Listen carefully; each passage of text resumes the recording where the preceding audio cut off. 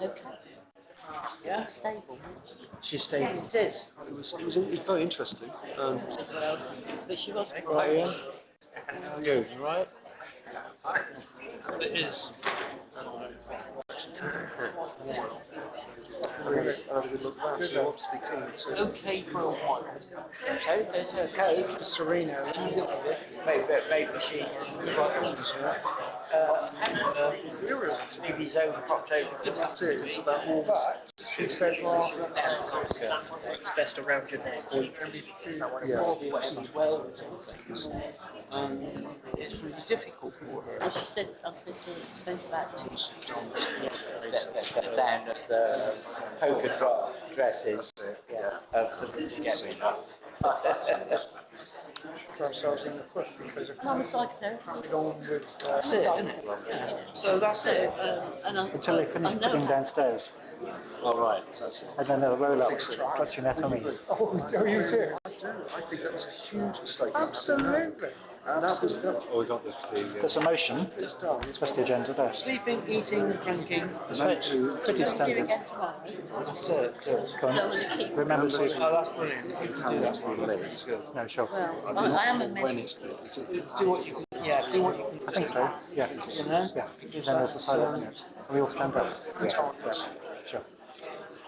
So I think Invite someone to light the candle. Yeah, the heart's in the right place. a couple of people are speaking But peace. we could so say, look, that, you know, this is a sort of fun. And we could then do something with children. Exactly. Those adults, as it affects the adult. So we're just waiting for Zoe to turn up. Yes. Places where people go for peace.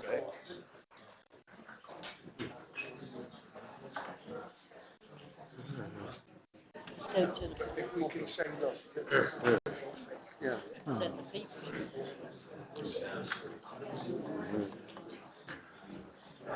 Very good. No, it doesn't. Indra not coming tomorrow. She is coming, I'm sure she was, yeah.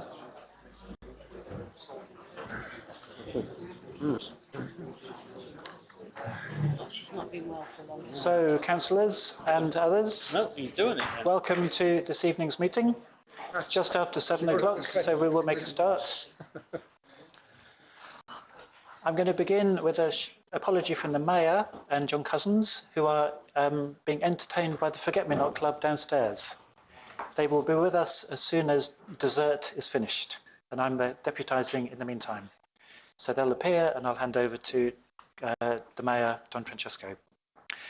So welcome to everyone in the public who has come. We'll begin with public participation, and I've got 6 people registered to speak. So no particular order, just on a piece of paper in front of me. Is Heather Hall with us? Hello. So there should be a microphone at the end of the table. I will ask everyone, because there's 6 of us speaking, to stick to 3 minutes. I've got little egg timers here. And just to remind you, there won't be a discussion following. They will note whatever you have to say and take it forward as appropriate. So Heather, thank you. Good evening, Your Worship, or Deputy Worship, councillors, ladies and gentlemen. I'm sure most of you know that I'm chair at Glastonbury Cricket Club. So I wanted to just say a few words about the Cricket Club. I haven't been here all over the summer because we've been playing cricket. So I wanted to report back to the Town Council with just a few couple of points really. First off, we've had a very successful season. I don't know if you've seen in the local paper, but we've had adults winning their league and being promoted. That's the 3rd year in a row. The juniors, we've had 5 teams. We've had lots of youngsters joining in and participating. And again, they've had lots of success in the league. I wanted to say thank you to the Youth Provision Committee, who very kindly gave us a grant earlier this year. And that has helped us a lot. Our finances are quite tight. And to have that help from the Youth Provision Committee was very, very much appreciated. It really launched our season. On the finances, I just wanted to say that the juniors are doing a fundraising bag pack at Morrison's in Glastonbury this Sunday, the 17th, all day. If anybody's feels inclined to go shopping at Morrison's and donate, that would be very, very much appreciated. our youngsters will be there collecting monies, and all donations would be very welcome. That's going to be 10 o'clock until 4 p.m, so all the opening hours. So please pass the word around, and that would be very much appreciated to help our coffers. And lastly, I just wanted to look forward to next year. Obviously, we're hoping to get the town deals money and the investment starting with refurbishment of our changing rooms. I'm hoping that it will be transformational for the site down at Tor Leisure. It needs a lot of help, and I'm really hoping that this will be a successful project for us. It'll make a big difference to the cricket club if it comes through as we're being told it will. Tor is really a true Glastonbury asset, and it's something that I think the whole town should be very, very proud of. And it does occur to me that with the recent discussions about the Somerset Council devolution of activities, whether there had been any thoughts about the option of the town taking some responsibility for the running of Tor Leisure. The cricket club would be keen to support that and help in any way we could. Obviously, we do a lot down there anyway. You've probably seen our guys down there doing the stuff on the square, a lot of the stuff generally around and about. And if this is of interest, we would be happy to help the town council do something in this regard. It's just a thought. Obviously, that's way above my pay grade, but I just thought I'd mention it as something to perhaps consider in the future, as things are a bit dicey at the moment. So. And that's all I had. So, thank you. Thank you. Thank you. Thank you.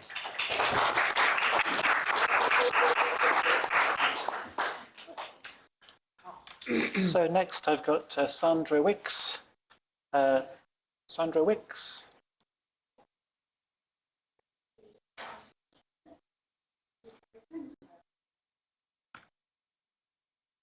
In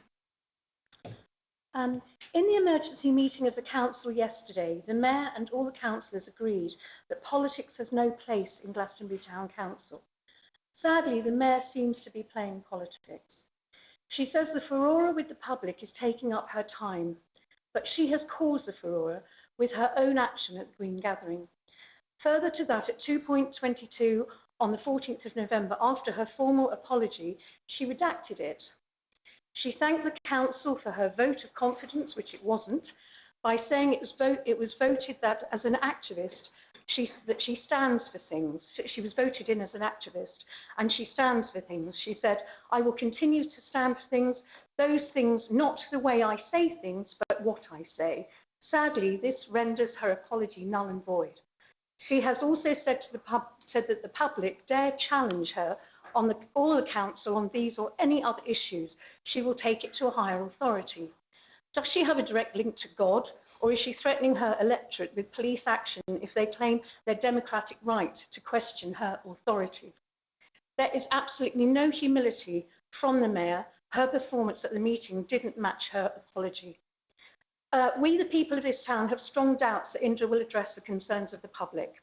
Having wrongly accused me of pushing fear about 15-minute cities in Glastonbury in March, I did state that there were no plans for this. However, I did express concerns about low-traffic neighbourhoods, and rightly so. I noted that at 2.4, at the last council meeting, Councillor Only Dougal inquired about the LTN meeting to be held on the 27th of November by the Active Travel and Public Transport Committee. Clearly, LTNs are being discussed. What was the outcome of this meeting? Will there be a consultation period? Should there be plans that affect the livelihoods and businesses of our townsfolk?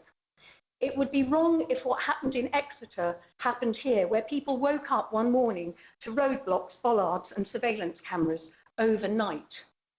I'm hoping that the Spinal Tap mistake planters won't be called into action.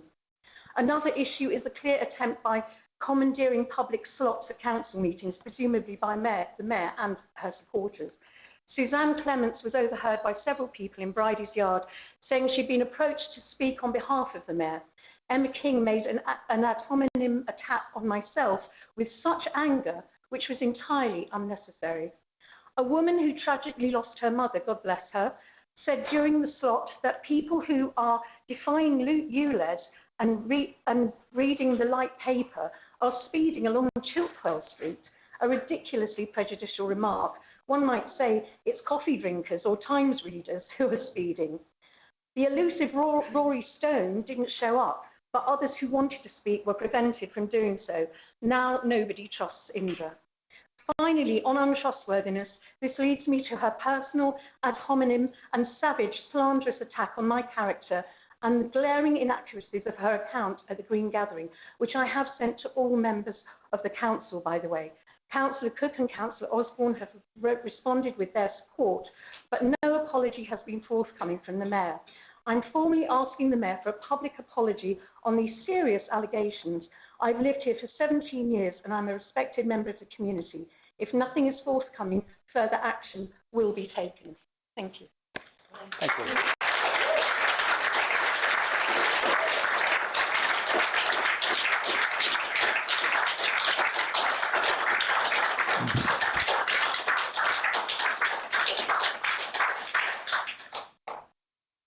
Thank you. Next, I've got Matt, but I don't know Matt's other name. Is there a Matt in the audience? Speaking on a call for peace in the Middle East.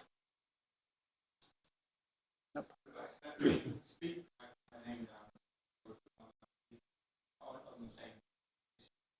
As long as you stick to 3 minutes, you're welcome, yeah. Yeah, please, yeah.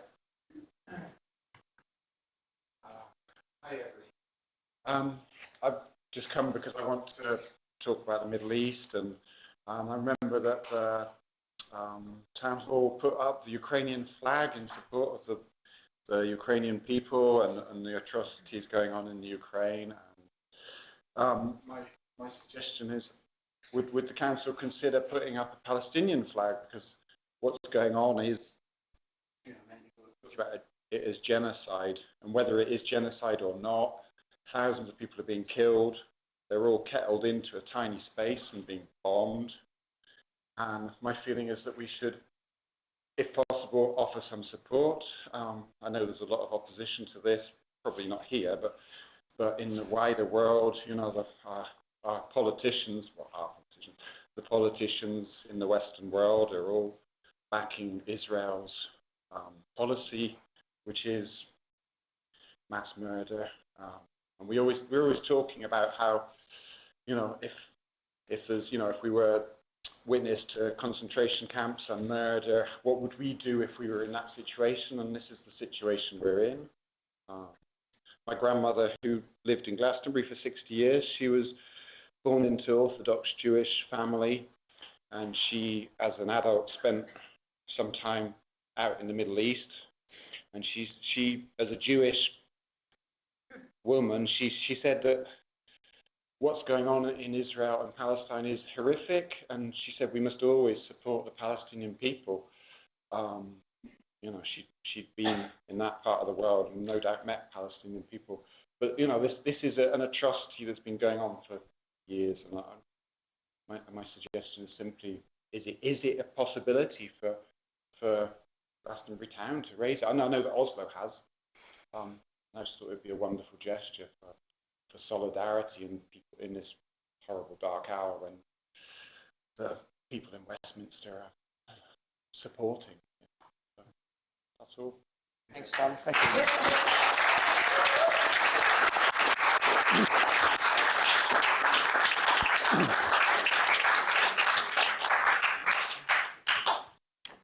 Next, I've got Tim Williams, again speaking on peace.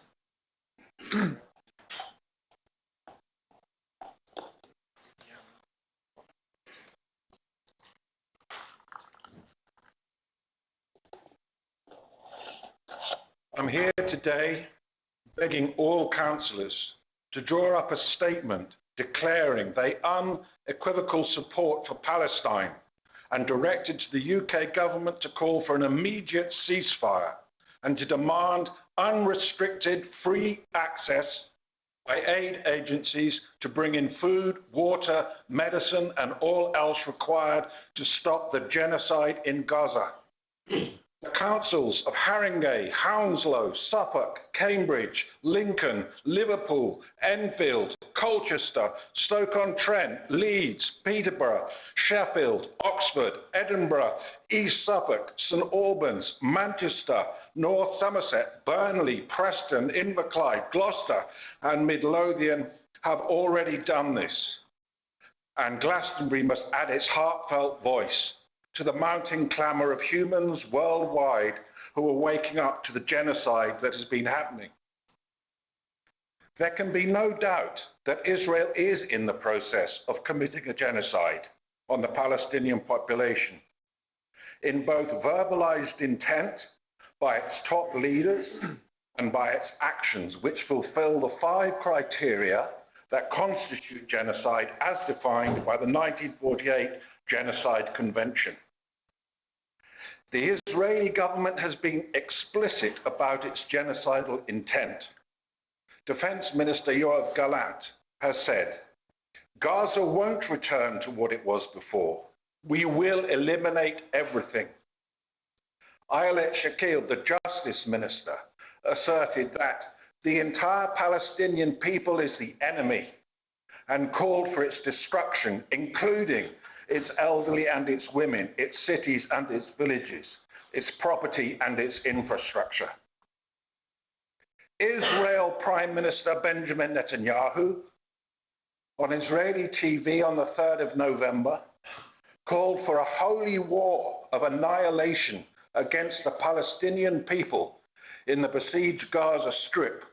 Quoting the Bible, he said, "Now go attack the Amalekites and totally destroy all that belongs to them. Do not spare them. Put to death men and women, children and infants, cattle and sheep, camels and donkeys." Now it's happening.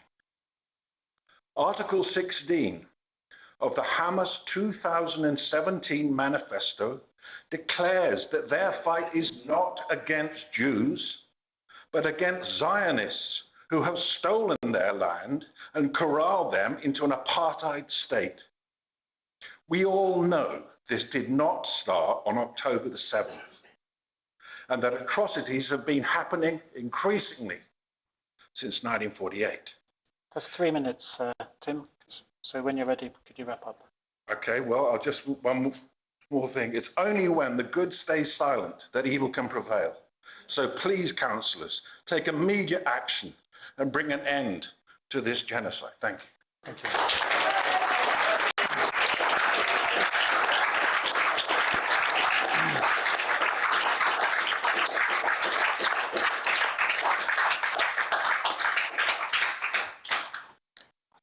We don't normally respond to the 3 minutes public participation, but I know that one of us does intend to bring up something very similar later in the meeting. So before you go, although you're welcome to stay, I just want to invite Councillor Napper to let us know what he wants to say or talk about later. Thank you.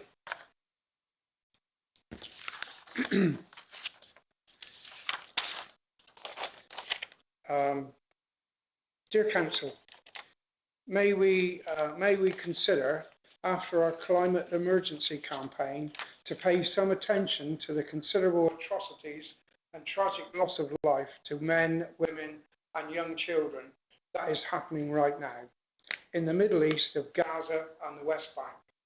There are acts happening on both sides of the conflict. Inhumane deeds have been done and continue to be done. And as usual, a political solution is the only lasting solution. So can we press that negotiations around a table is the final solution and way forward? And Glastonbury Council back serious talks for the sake of humanity. And I would back nearly everything which is possibly said. But I think that as a Glastonbury councillor, I would might like to give my respect to what we are witnessing now. I look a lot at the Al Jazeera channel. Maybe that's biased. I don't know. But whatever is going on, is something that if it happened in England, I'm not sure that I would want to be here. Thank you. Thank you.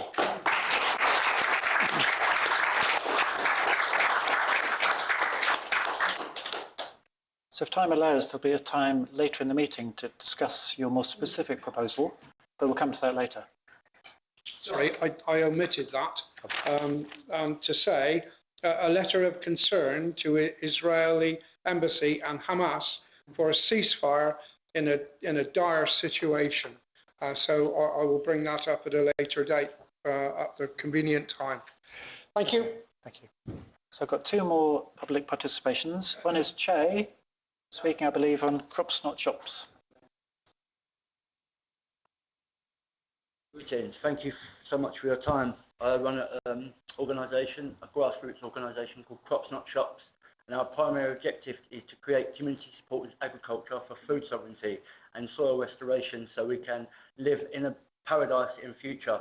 I manage a 5.5 acre agricultural project just outside of Glastonbury, and this year alone we've grown 7 tonnes of food. 3.5 tonnes of that food went to the food banks locally in Glastonbury. Now, locally in Somerset, there were 25 food banks operating through churches and community centres. We are at an all-time high for hunger, homelessness, people starving, people in need of good, nutritious food, and we need to do something about it and take direct action right now. So we've linked up with an organisation called The Big Issue, and we're working with the Ministry of Justice to reform and take the prisoners and the rough sleepers from the streets to channel them into community supported agricultural projects. Now we've located 5 to 6 green spaces in Glastonbury, and we're going to go and we're going to work with these rough sleepers to transform them into communal edible gardens to create communal connection, local resilience, resilience for the soil, resilience for the ground, and also getting people together as community as is needed in this time. So basically that's it in a nutshell. I just asked for collaboration, cooperation, because we found the sites. We don't ask for no funding, we're going to do it anyway. So they're going to be popping up in Glastonbury and all across the country with organisations also called Incredible Edibles. We're trying to push something through Parliament now with a programme called The Right to Grow, and that is legally allowing us as people to grow in urban, neglected green spaces, council areas that are not used, for us to really create this community resilience that's needed on the ground now, because otherwise more and more people are going to be hungry, more and more people are going to go homeless. So we need to take action and do something about it right now. Please check out our project. It's called Crops Not Shops, and we're going to take back the lands and give it back to the people. Bless up.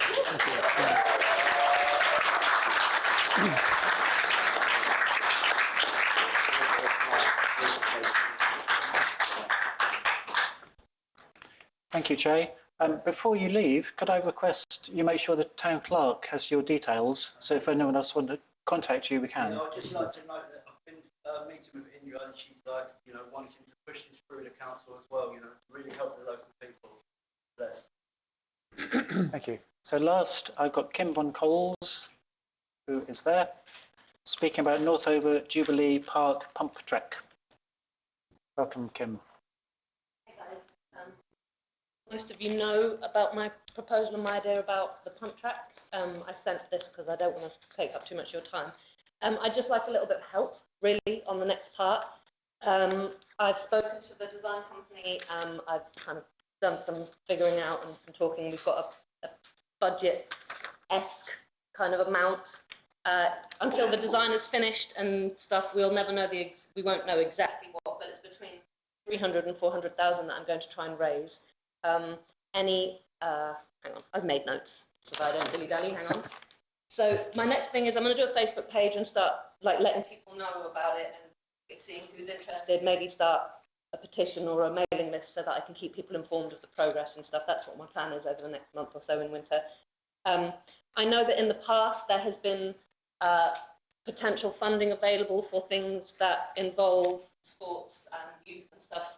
I also know that there might be some budget meetings coming up, so I'd just like you to consider this as a project that might be worth investing in. I know you've already donated, in theory, the land, so I realise that that's already a lot of support, but just keep us in mind. The next thing is, in the email that I sent through my potential funding avenues. And I just wanted to ask you, as a council, if you had any further ideas or recommendations of people, organisations, businesses that I could approach that might be interested in supporting the project. I've agreed with the Glastonbury Trust that they will make a substantial contribution to start the fundraising stuff going.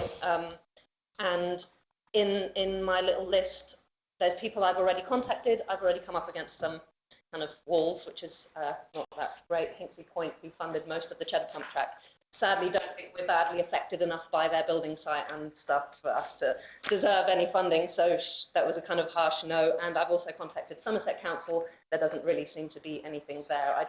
Like I said, if there's some kind of thing that filters through to you guys, please let me know about it. I haven't got direct contacts necessarily for people I should talk to in companies such as Clark's Village, or maybe I thought Millfield. If people know of parties, people that work within those organisations and anything else listed, if they could get in touch and just let me know how I could move forward. And then finally, just on this fundraising journey, I just wanted to check that it's okay for me to say that it is officially supported by the Glastonbury Town Council and stuff before I start going, hey, you know, we're doing this and the council's all on board. I didn't want to kind of shout about it without a kind of formal yes. So really it's just a kind of, please have a think, have a read of my notes. I can send in some more little thoughts that I've had if it's relevant, but if you could forward any ideas or suggestions, that would be really appreciated. Thank you. Thanks.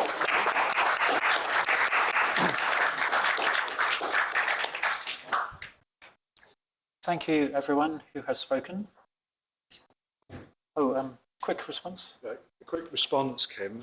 I'd like to ensure that that's on the next, an agenda item for the next property and assets meeting, if at all possible. Just a short, I'm sure the clerk will make note of it.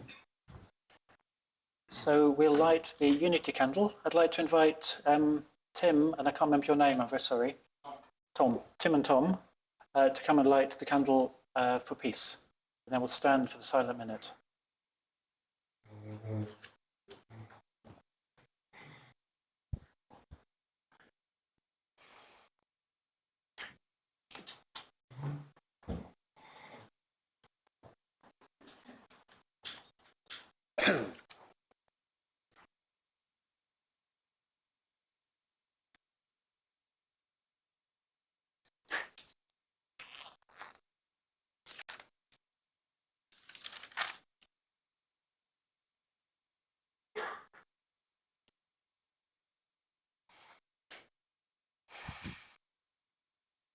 Let there be peace.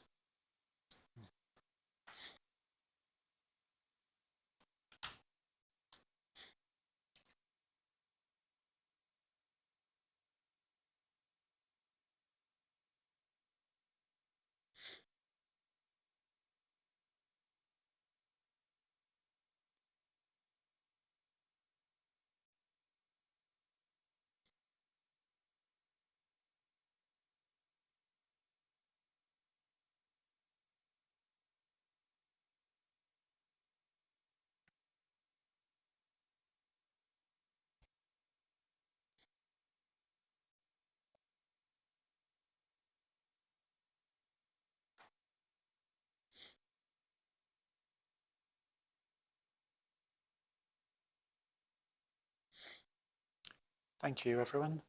Thank you.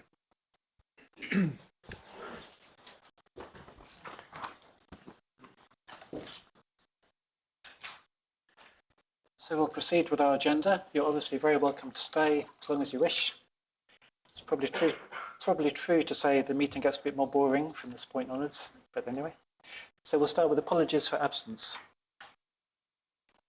Thank you, Chair. I've had apologies from Councillor Henderson. He's not feeling very well, unfortunately, but that's the only apologies I've had, other than Councillors Don Francesco and Cousins, who are expected to be late.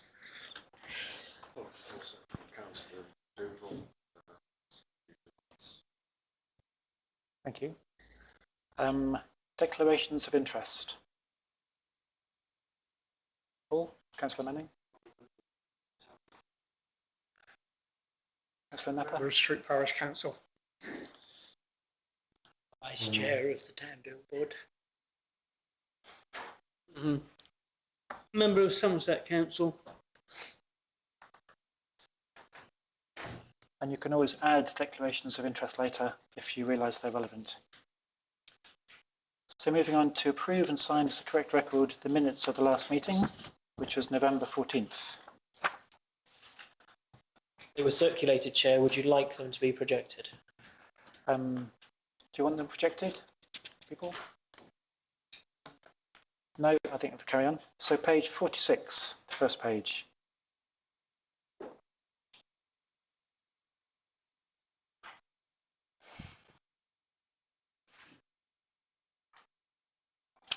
Page 47.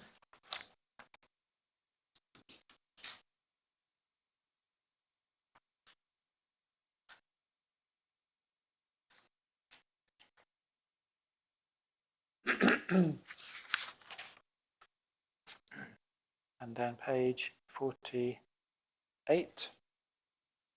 Oh, sorry. Sorry. Yeah, just a minor spelling form on 147 to receive motions from councillors. Oh, yes. Should say to receive motions from councillors. Right. Thank you. Well spotted. So page 48.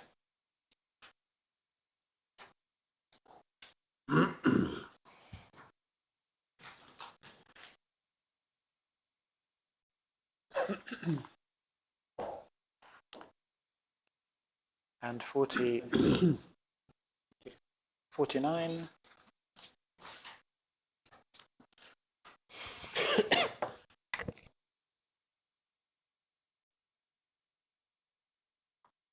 Page 50.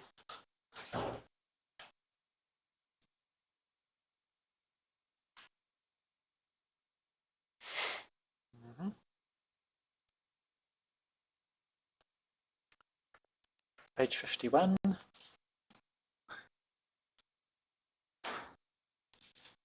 Get in there.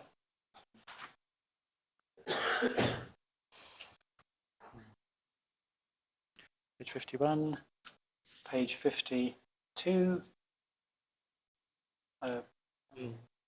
The second screening of Avalon of the Heart is now on the 20th.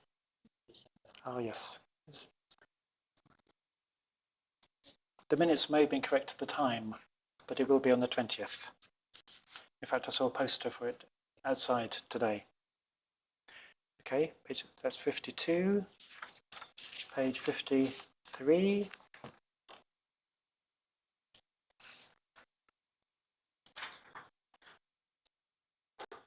And finally, page 54.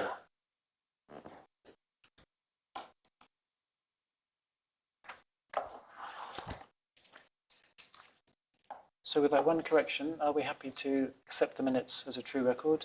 I will suffice. Okay, thank you, Reverend.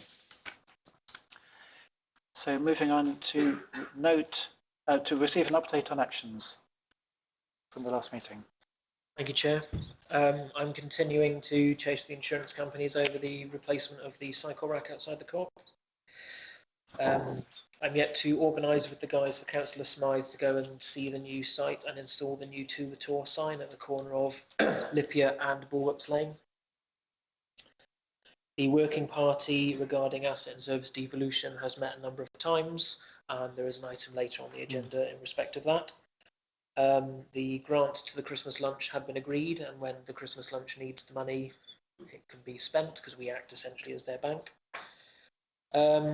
The Finance and General Purposes Committee meeting was moved, and they will receive an update on the annual governance and accountability return.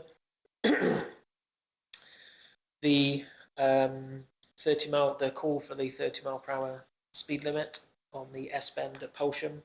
I let the member of the community know that we had agreed that, and I'm in liaison with Somerset Council about our agreement with that.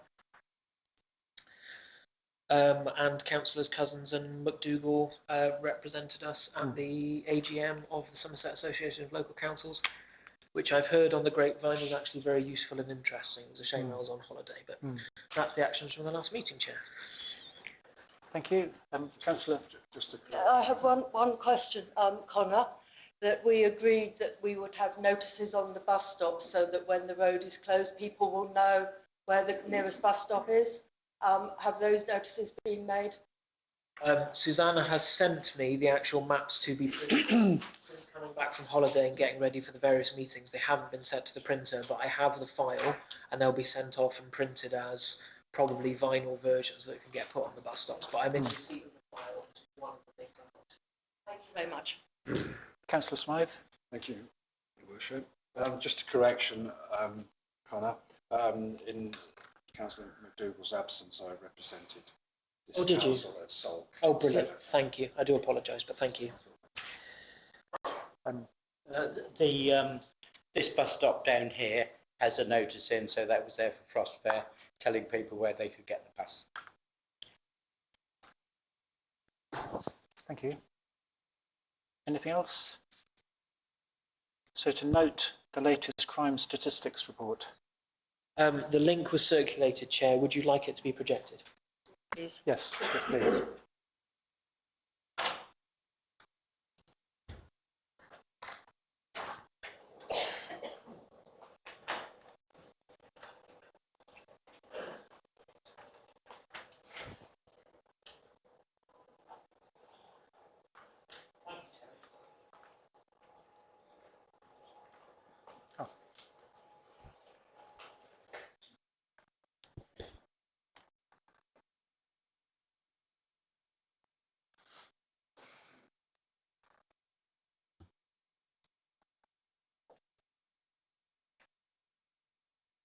These statistics run until October, Chair, because there's a slight delay between the reporting and the police getting it on their website. But this is accessible to anyone, members of the public, councillors, myself.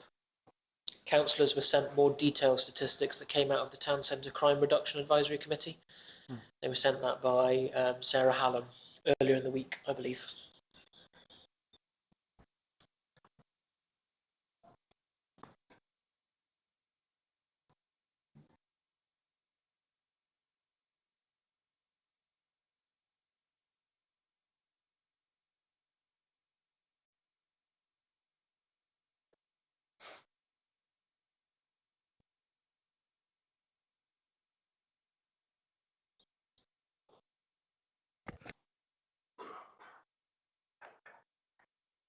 Any questions or reflections?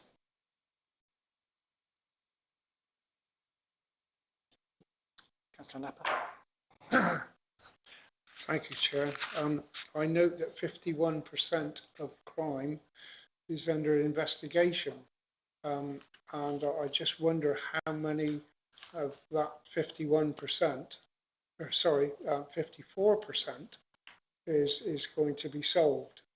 And I wonder if we could have a comeback on that. Thank you.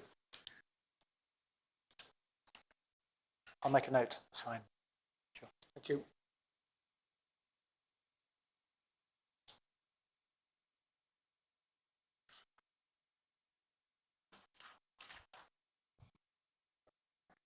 Any other questions or reflections?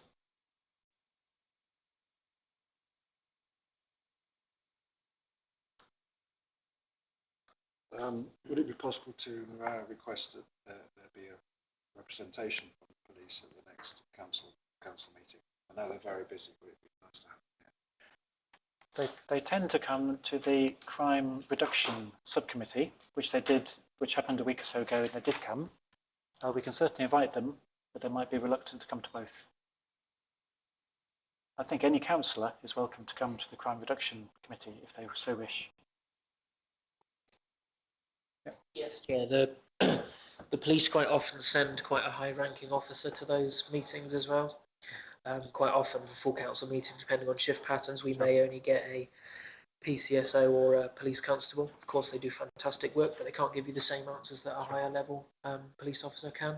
And yes, any councillor is welcome to go to the Town Centre Crime Reduction Advisory Committee. So if anyone's interested, I advise you get in touch with Sarah Hallam in the office. Okay, so moving on to consider the schedule of payments for last month. Sure. Yeah, thank you. I think what Roll through it slowly so I don't make anyone feel sick. But it was also circulated in advance. can you make it as large as you can?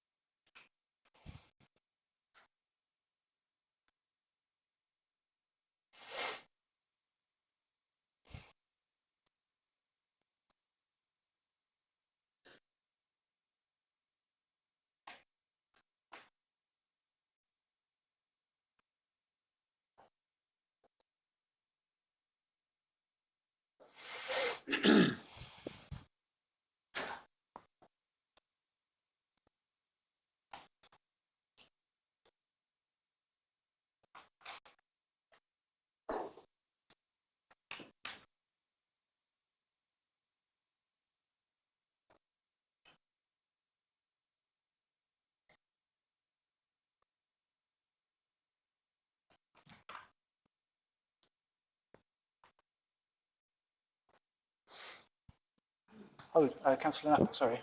Thank you, Chairman. A couple of things. I note that there is some monies for the shop Christmas tree, and I'd like to thank the council for putting that money up, because there are urbanisations around us that shops are really sparse, and they're not entering into the Christmas spirit at all. Anyway, thank you to the council. The other one is a 3063. Excuse my ignorance, but who is Dowlice? Dowless is the company who are the project managers for the St Dunstan's House Town Deal project next door. So the money for those payments comes from the Town Deal money for the St Dunstan's House project. Thank you. 3070, just for clarification, rather the 3072. The 2 days digger and driving, the levelling stone common law. Could you explain what was that for?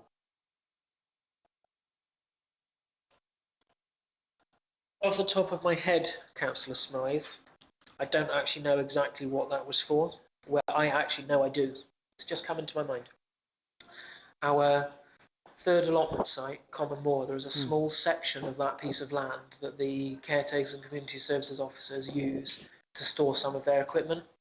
Those scalpings were to make better that ground, so it's not hard standing, but it allows them to use that piece of land and get equipment in and out of the containers down there much more easily. So that's what that was for, but it is on their list to get the scalpings for the footpath as well. Thank you very much for that, and I apologise for not inquiring before. Sure.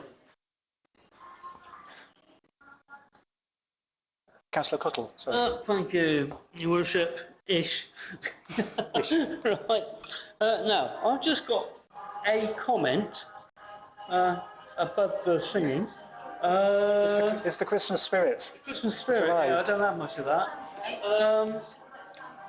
Something I've noticed is about the frost there, where the town council paid for the posters to go on the A boards. Okay. I would be thinking that if we were ever to criticise shops for having A boards, we would be very hypocritical. Just thought I'd point that out, and I will remember that because I'm in favour of A boards. And so I just thought I'd just put that on record. Okay? Because you can't have one without the other. Thank you. Just on that point, Councillor Cottle, I mean, I don't ever remember this council criticising A-boards. That might have happened before my time. It has happened. The A-boards for Frost Fair specifically have the what's happening during the day and the different performances on the stage. So that might be something you want to take up with the Frost Fair committee, but I luckily don't organise Frost Fair, so not my circus, not my monkeys. I think you're glad you wouldn't. I'm not going to get finicky. It was just something I spotted, and I thought, well, there has been complaints about A-boards in the past. We can't do one and what support the other.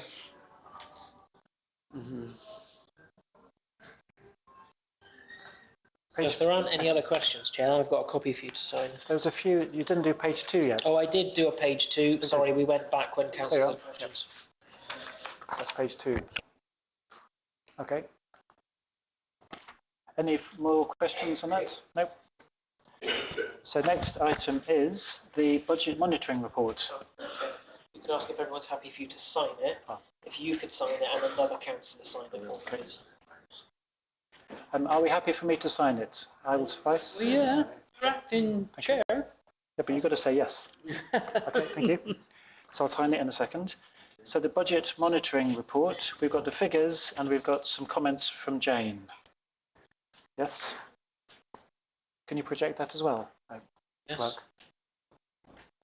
Would you like the notes or the budget monitoring report? I'll struggle to project them both and you'll be able to see them. I think the budget monitoring report for preference.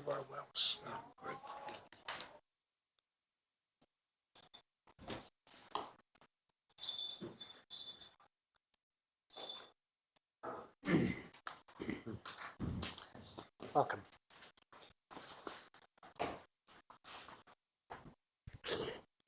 So I'm going to ceremonially hand over the microphone to the Mayor. Thank you very much. Did you enjoy that? Brilliant. Thank you, everyone.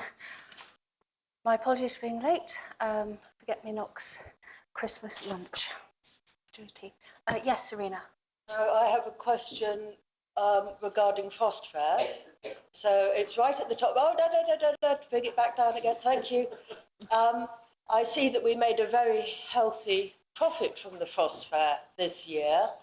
And I was wondering, does that go into a fund to make sure that we have enough money for running it next year, or what happens with that money? Yes, so the income from the Frost Fair sits in the earmarked fund within the accounts. And the reason that the Frost Fair made that size surplus this year is because from next year we'll have to start paying for the road closures. We've never had to do that in the past.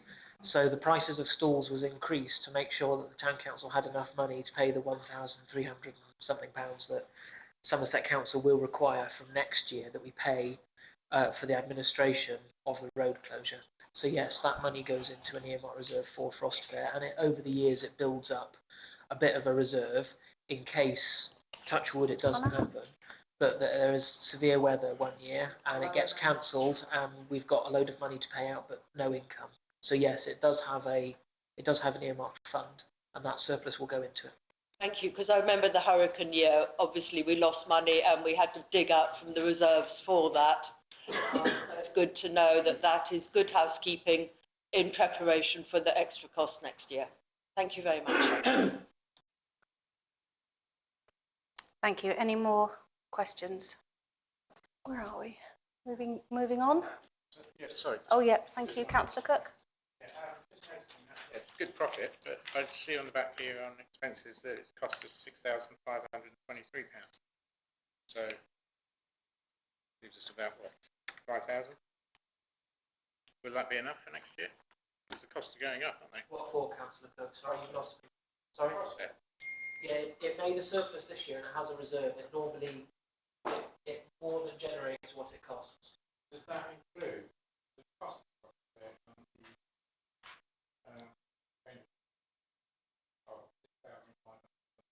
on top of the 14,000, or does it got to come off of that? I mean, is the 14,000 net, or is it gross? I think that expenditure that you're referring to in that budget line is included in that figure there, 11,700. I don't administer the finances. If you had been able to ask me this before the meeting, I could have got you an answer from the responsible finance officer. But no, this was circulated with all the papers, and I mean online, but they were ready for you last week.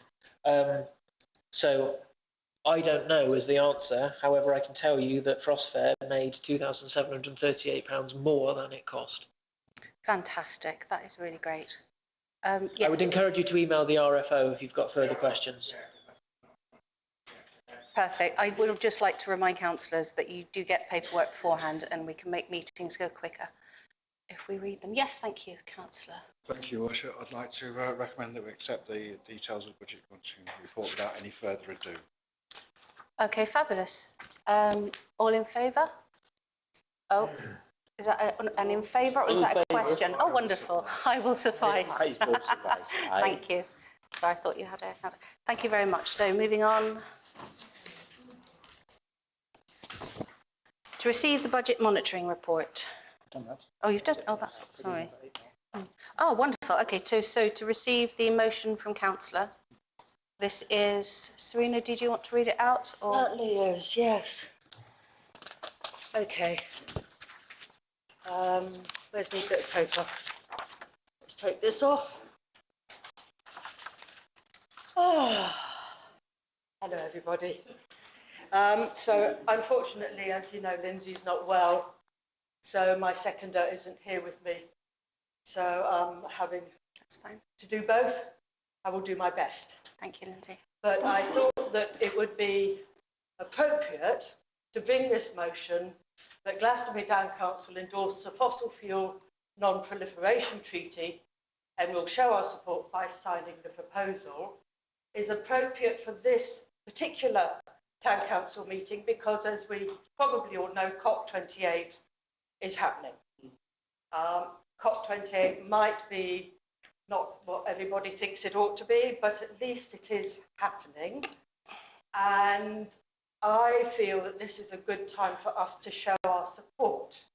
Now, at the last COP, it was, please don't go, at the last, thank you.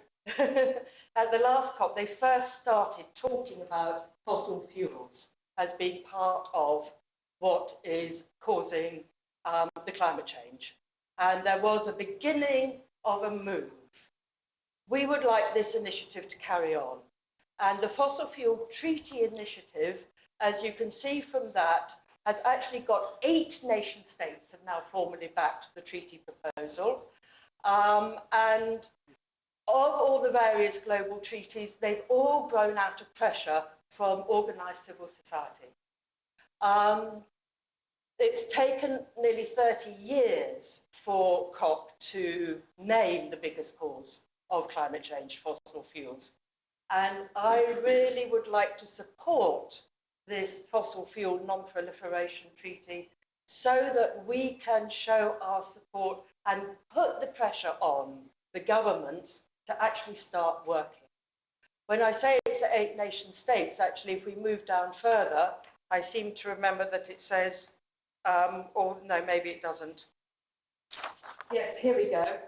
Over 500,000 individuals and thousands of organisations on every continent have already endorsed the proposal. So I would just like us to join with those thousands of councils and millions of individuals who are supporting the fossil fuel non-proliferation treaty proposal, and that we as a council will endorse it and will sign it and add our name to the others. I think that's enough to start with, and I'm happy to take any questions. Thank you very much, Serena. Do we have any questions around the table?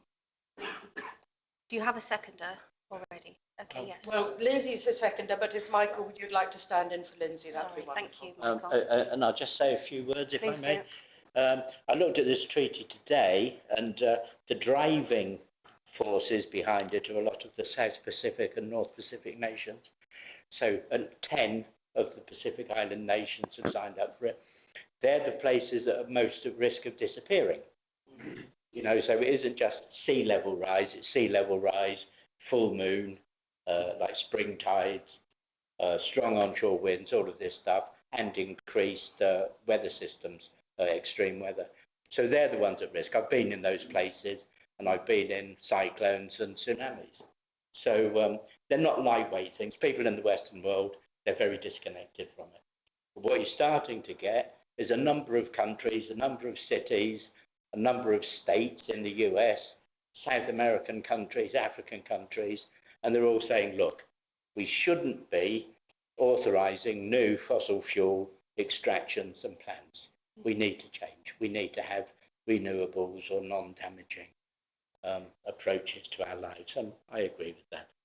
Thank you very much, Councillor White. Do we have any questions around the table?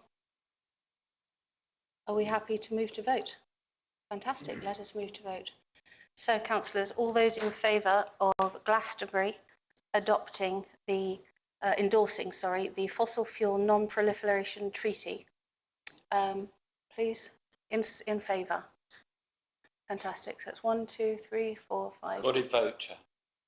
Okay, if you'd like to say your names then, please. Councillor Cousins. Only Dougal. Councillor Much. White. Dr. Francesco. And Coswell. Oakden. Okay, those against and those abstaining. Thank you. Manning. Napa. Cook. Thank you very much, councillors, and congratulations. Thank you very much. I think adding, a voice of Glastonbury actually does go quite far. Perfect. Moving on. Number 9, to consider a report from the Assets and Service Devolution Working Group and any updates from queries logged with Somerset Council. Who is speaking to this, please? Worship, if I may. The Asset and Service Devolution Working Group has met with myself on a number of occasions to consider the topic of asset and service devolution in the context of the financial emergency, as they call it themselves, that Somerset Council find themselves in. So the Asset and Service Devolution Working Group and myself have submitted our first expression of interest to Somerset Council, what this town council is interested in taking on. I've not had any information in terms of the costs back yet from Somerset Council in response to our expression of interest. However, we have asked for costs in terms of community transport. So we part fund the tour bus, so do Somerset Council. If I were a betting man, I would expect that their contribution toward that is a very easy cost for them to wipe off. So that will be considered by finance and general purposes next week. And other topics we've asked for costs around are bus shelter cleaning and maintenance, street cleaning, winter service, which is grip bins, vegetation clearance and cutting on rights of way, hedge trimming, non-illuminated sign cleaning and maintenance, weed treatment, but specifically in relation to the hand weeding on Chilkwell Street, because this town council already treats the weeds with our foam stream machine since glyphosate was banned. Public toilets, we operate all of the public toilets except for those in St John's car park, so we're asking for the costs associated with those. Provision of litter bins and dog waste bins. So they are the services that we have asked for costs in regard to. The working group have expressed an interest in all grass areas. It has not expressed an interest in any tarmac, concrete, paving slabs, etc. The working group, in conjunction with myself, thought that the risk related to anything highways, footpaths, hard surfaces wasn't something the town council wanted to get involved in, but it was interested in the costs and looking at the schedules behind grassed areas. We have requested details of the costs of maintenance to play areas. Now, we don't manage any play areas as a town council yet ourselves. That's quite unusual for a council of our size. But the task behind managing play areas is quite large and can be quite expensive. So we've asked for the costs in relation to those. We have also asked, so this town council, councillors will be aware, members of the public may not, that the town council has a 99-year lease on St Dunstan's car park out there. So Somerset Council have said that no one's getting any car parks because car parks make Somerset Council money. They don't make any money from St Dunstan's car park because our lease entitles us to all the income from it. So we've asked for the freehold of the car park and the buildings within the curtilage of the car park, which is within our full repair and maintenance lease anyway. We've got about 80 years of that lease left. So including myself, pretty much everyone in this room, it's not worth a penny to them for the rest of our lifetimes. But it's really important. We're asking for the freehold. We've also asked for a number of assets from Somerset Council. Former Somerset County Council, because they hadn't managed to merge their asset registers. And between those two asset registers, there are a number of buildings that the working group has expressed an interest in, but only an EOI to ask for costs. They do include the buildings at Tor Leisure and within the land at Tor Leisure. Oh. They include the building that is known as the Beckery Resource Centre over on the Beckery, next to Tor School. And it also includes the library building on Archers Way. So, as I say, we've not received any costs or any, yes, we're willing to consider that, no, that's completely off the table, back from Somerset Council. But the working group will continue to work with myself and will keep full council up to date, because we'll move as fast as Somerset Council want to move. They're prioritising larger councils that can slash the most money off of their budget. So Glastonbury is not at the back of the queue, but it's behind some bigger players. And I have chased the executive director and the service director for the costs that we've asked for. So there's nothing for decision this evening, Your Worship, but happy to take any questions. And there may be, quite a few, there may be members around the table that have questions, who are on that working group who may wish to speak as well. Thank you, Connor. Sterling work. I saw your hand go up. I'm going to go, yeah, so, and then John, and then Serena. Right, me Thank first. you, Councillor. Okay, I've got, you've done that, okay, that's great. But have you worked out roughly how many more members of staff you will need to cover this? You must have a rough idea, because you're going to need some. Yes, that, Councillor Cottle, so it's a little bit more complicated than that. So there may be some services that we take on that are currently contracted out by Somerset Council. That could involve either 2p or just paying into Somerset Council for those services to still continue. So there's I think I watched the scrutiny committee meeting that was held on the 5th of December last night, because I don't have a social life. And there was about 6 different options for ways that cities, towns, parishes and other organisations can take on this asset and service devolution. Devolution is a bad name, because actually some of it might not be devolution. It might be that this town council, let's take for instance the example of street cleaning. Somerset Council may wish to cut street cleaning. This town council may wish to go, no, we don't want you to cut street cleaning. You still be the organisation that delivers street cleaning. However, we will pay for that service. So it's a little bit more complicated than just going, we want X, Y, and Z, and it's going to be ABC member of staff.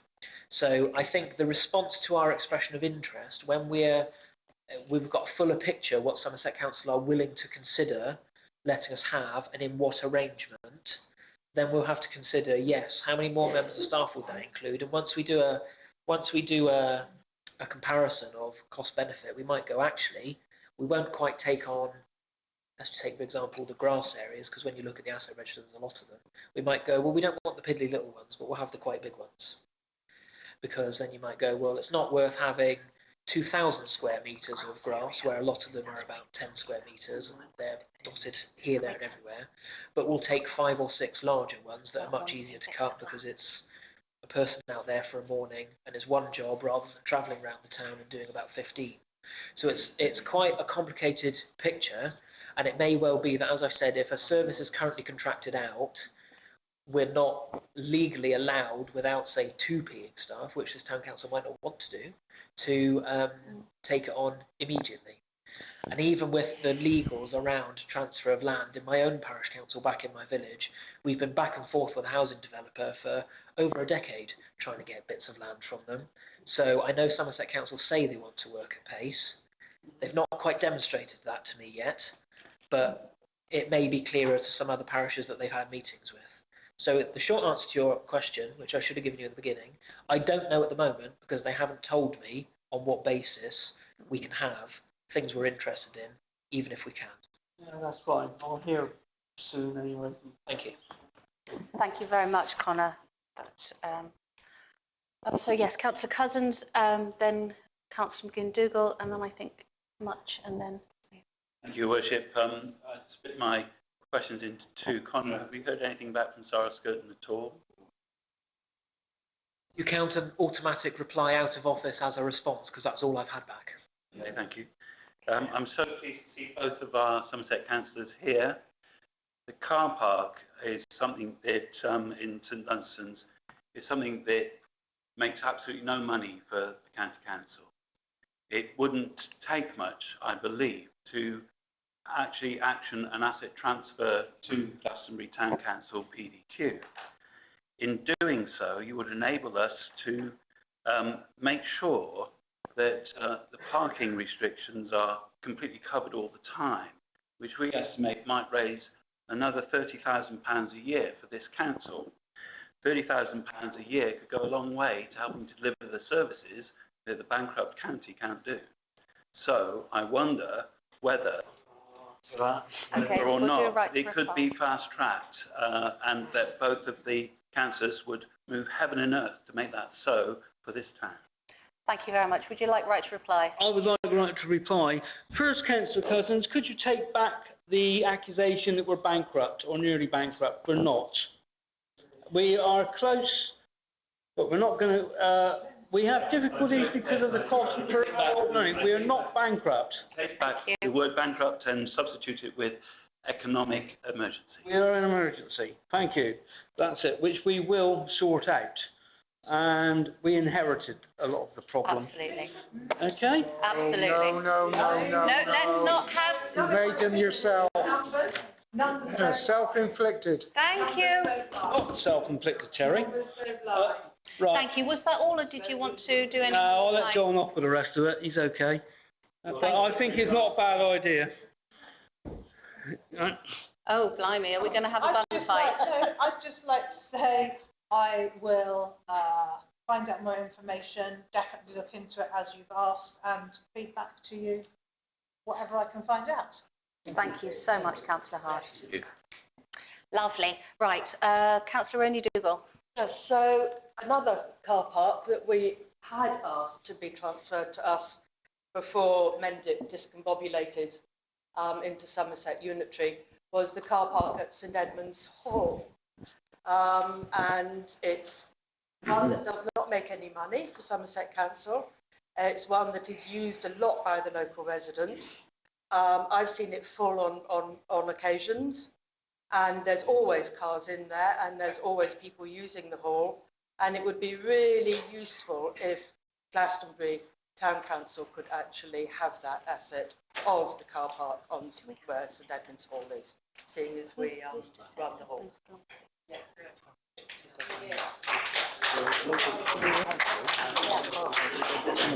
Oh, that's interesting.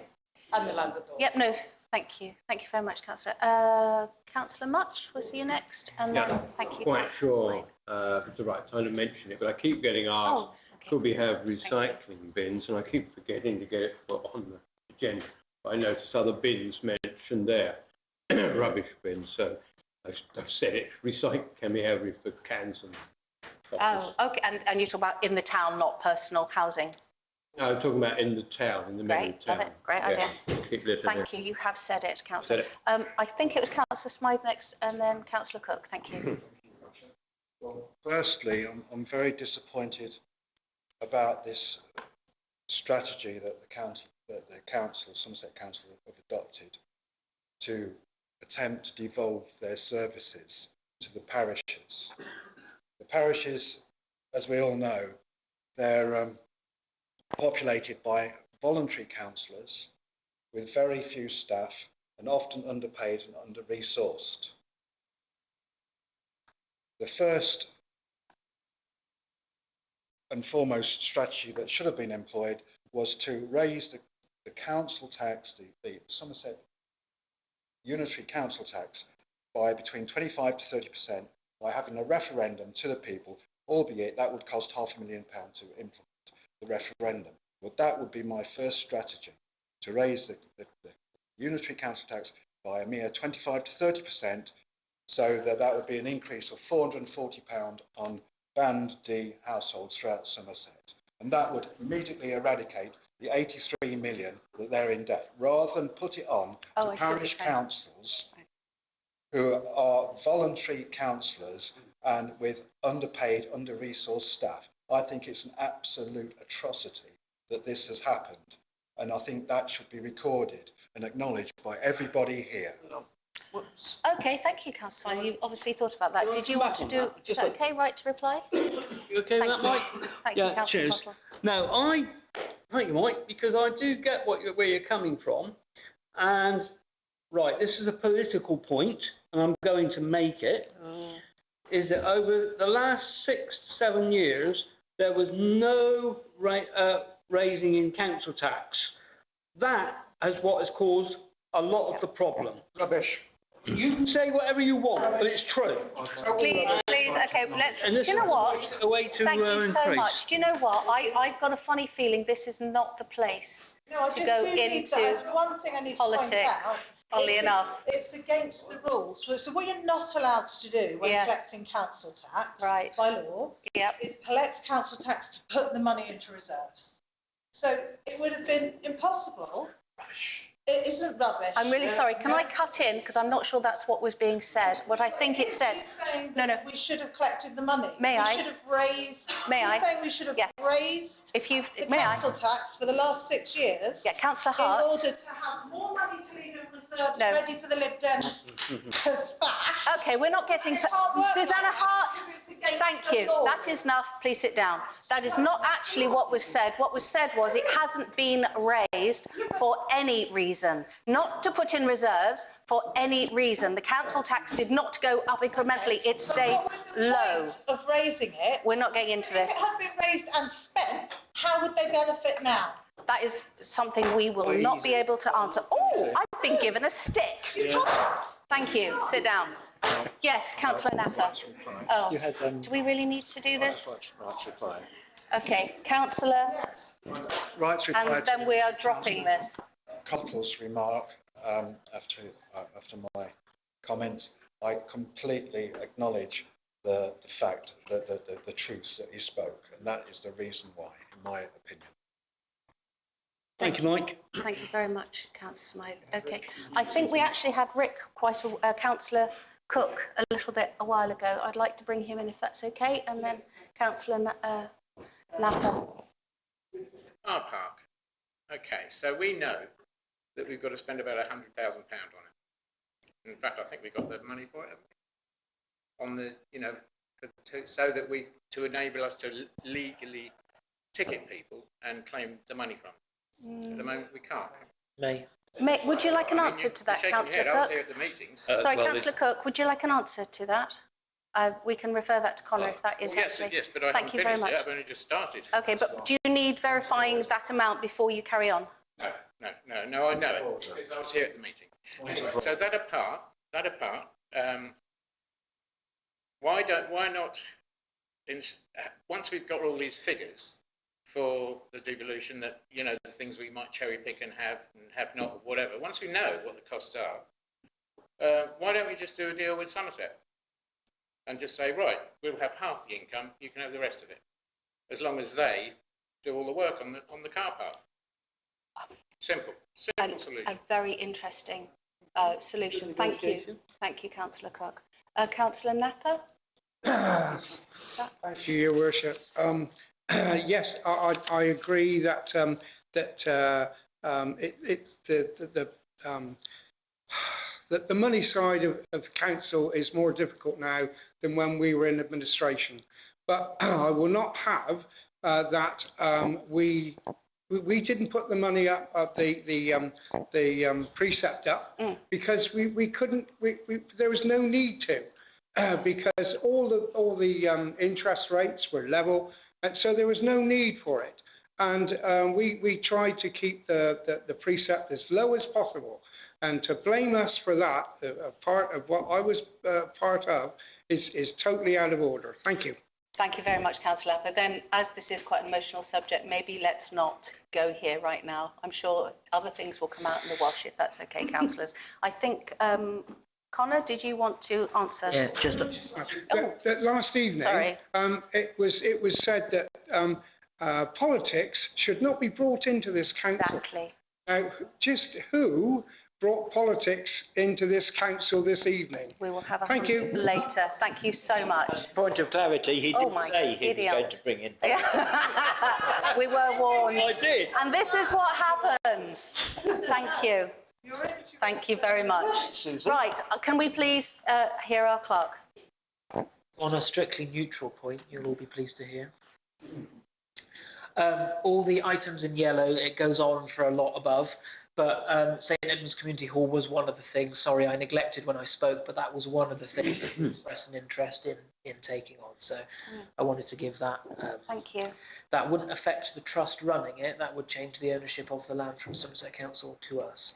And on the subject of the car park, so Councillor Cook, yes, because we are leaseholders, there's only certain things we could do in the car park. If we were the freeholders, there are different and cheaper things we can do in the car park, because I won't bore you with the legality. If you want to come and speak to me outside the meeting, I'll explain it to you in a lot of detail.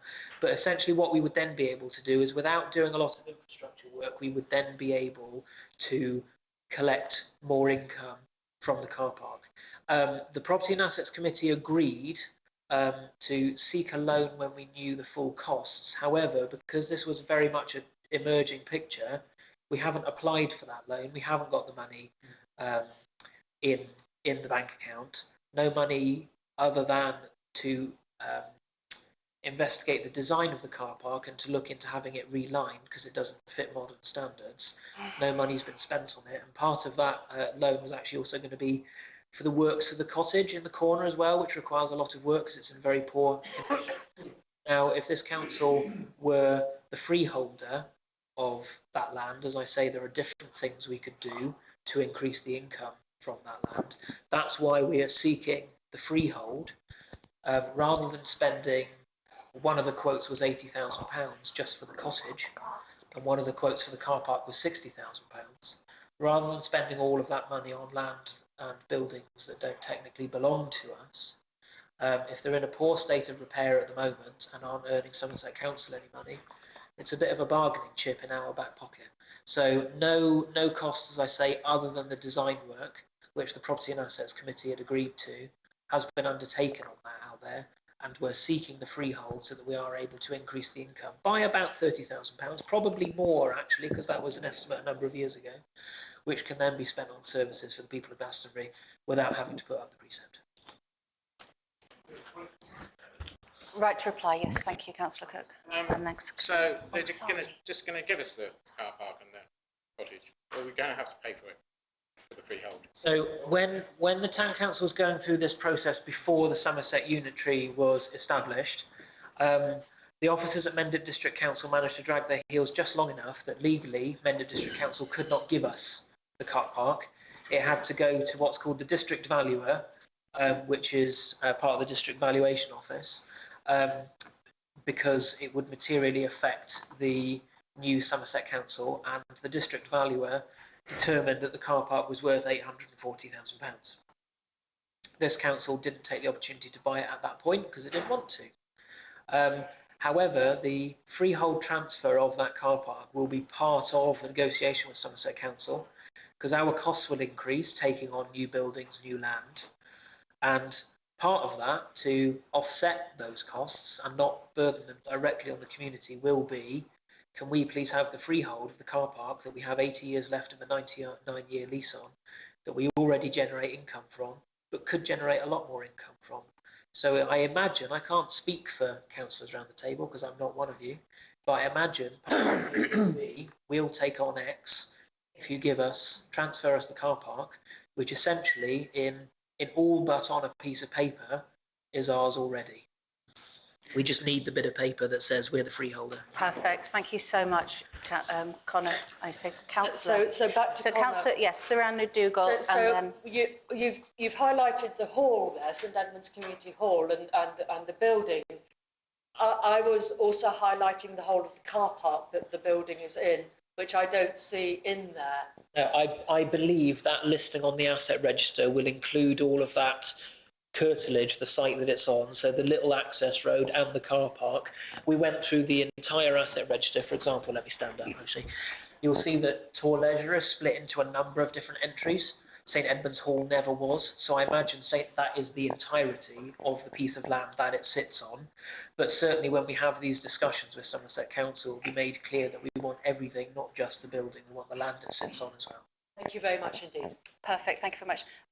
Councillor Cousins and then, oh, thank you, Deputy. Thank you, Your Worship. This is just my right of reply to the earlier suggestion that our two county councillors move heaven and earth to secure that. What the clerk just said is true, and I hope, rather than having to play a blame game on whose fault anything is, we'd all work together to help the people of Glastonbury, because if we can raise an extra £30,000 a year through the asset transfer, we don't have to put £30,000 onto the precept. And over a period of time, who knows where that might lead. My feeling is that because there is absolutely no income for the county council, the Somerset Council, from this, it could be transferred under the Localism Act 2011 as an asset transfer to this council for a nominal pound. Thank you. Thank you very much, Councillor Cousins. Was there any other points around the table? I would just like to say I do take responsibility as the chair. Yes, politics, let's not. Yes, I should have said no. Any other points, please, or any more questions about the asset and service devolution? We thank the group for the work they've done. Absolutely. Thank you very much. It's a really, it's a very important piece of work, and it's something that is going to, I think, take up an awful lot of our next 3 years. Perfect, thank you. Moving on, are we ready to move on? And thank you for the work so far, Connor. Right, we have a calendar. So item number 10, to consider and agree a calendar of meetings 24-25. I may very briefly speak to it. Please do. The reason that this has been brought before council this evening, normally, well, not normally, since last year, the council in May has agreed between May and the end of April / the beginning of May, a calendar of meetings. That helped give the council a little bit more structure, made us better able to plan our workload.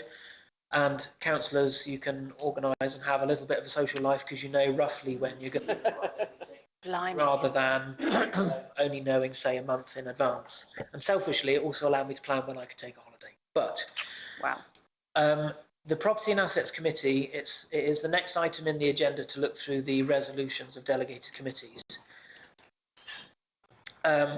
The Project Committee for St Dunstan's House recommended to Property and Assets that because the building, St Dunstan's House, has to be closed for the entire duration of the works to that building because they are quite substantial, that and Property and Assets agreed that the Town Council's reception and the Glastonbury Information Centre will, from the 1st of April next year, be sited in the small hall downstairs.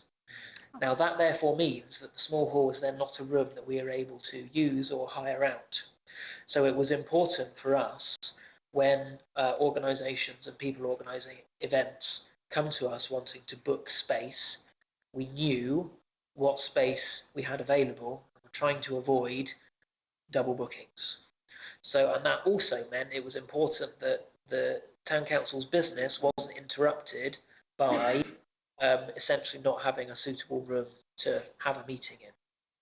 So, because that was agreed, and therefore the Glastonbury Information Centre and the Town Council reception from the 1st of April will be downstairs, which was considered the best option by both groups, I thought it best to put a calendar of meetings in place for as far as possible so that when we receive booking inquiries, we know when this room, not so much the main hall, but this room is going to be used a lot more, when it will be available, and also it doesn't hold up the council's business. Now, you'll see that it doesn't include advisory committees other than the Climate Emergency Advisory Committee that meet on the last Thursday of each month, other than December. I assumed you wouldn't want to meet in December.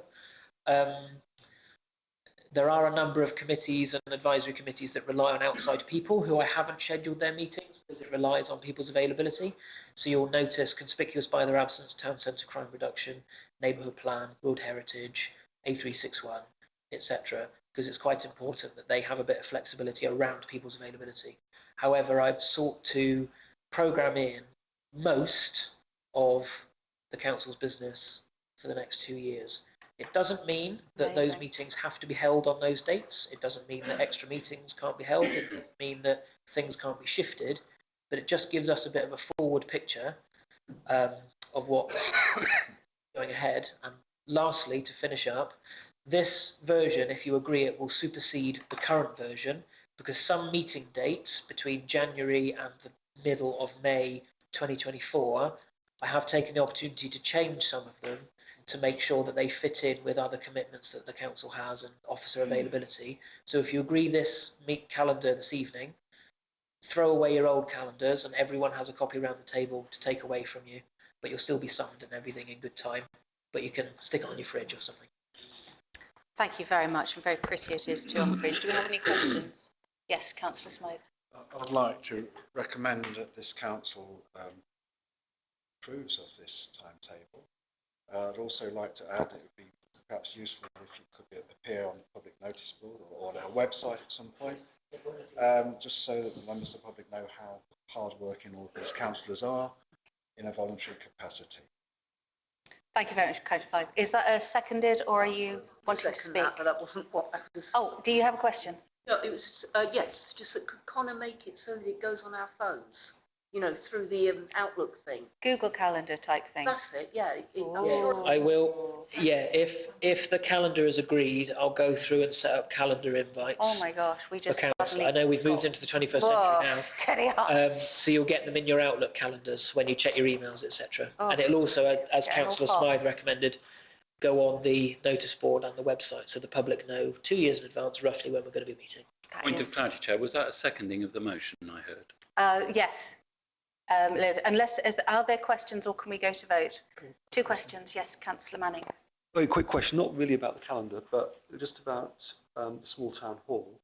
It's going to be not available from April. When's it likely to be available again? So the resolution of the Property and Assets Committee was for up to 15 months. So when would that take us to? That would be July.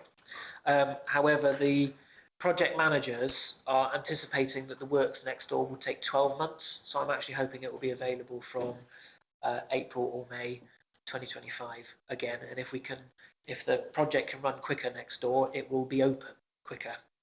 But the resolution was for up to 15 months to allow for, because it's a historic building, if we come across any surprises that mean it takes a little bit longer. But as soon as it's available to be used again, everything will be put back in St Dunstan's House and it will be hireable again.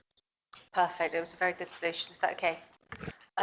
One more quick question, and then we move to vote. The Resilience Committee hasn't been forgotten.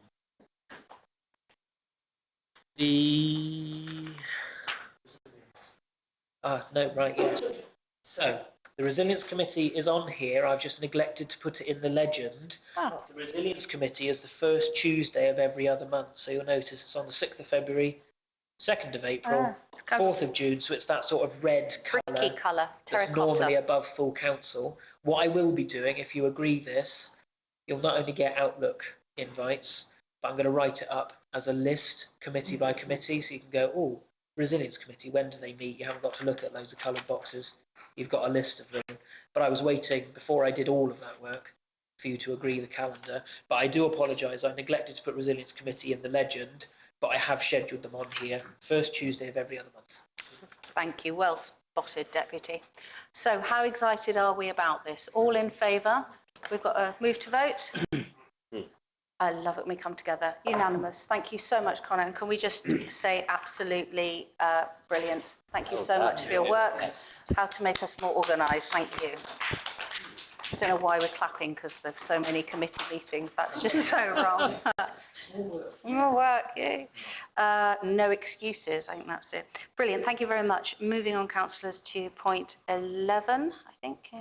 To note the resolutions of delegated committees. So these are just for noting, Your Worship. They weren't circulated. They are in the online file. I shall scroll through them. Thank you. Try not to make people feel sick. But because these have already been decided, there's nothing really any of you can do. Unless there was, previous questions, just to be noted. And you have had all the minutes in your notes in the agenda paper. Yay.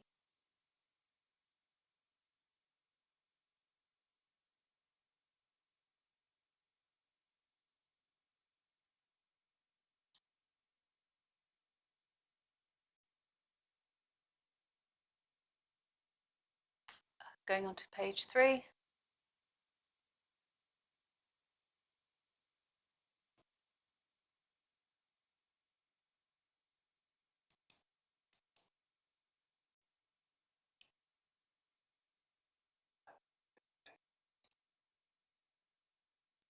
Like a scroll of honour, isn't it? All the work we have actually done. The only thing for councillors to be aware of probably are they're not proposed, they are now agreed, I just didn't update the wording stupidly. That would be the new car parking charges for St Dunstan's car park from the 1st of April.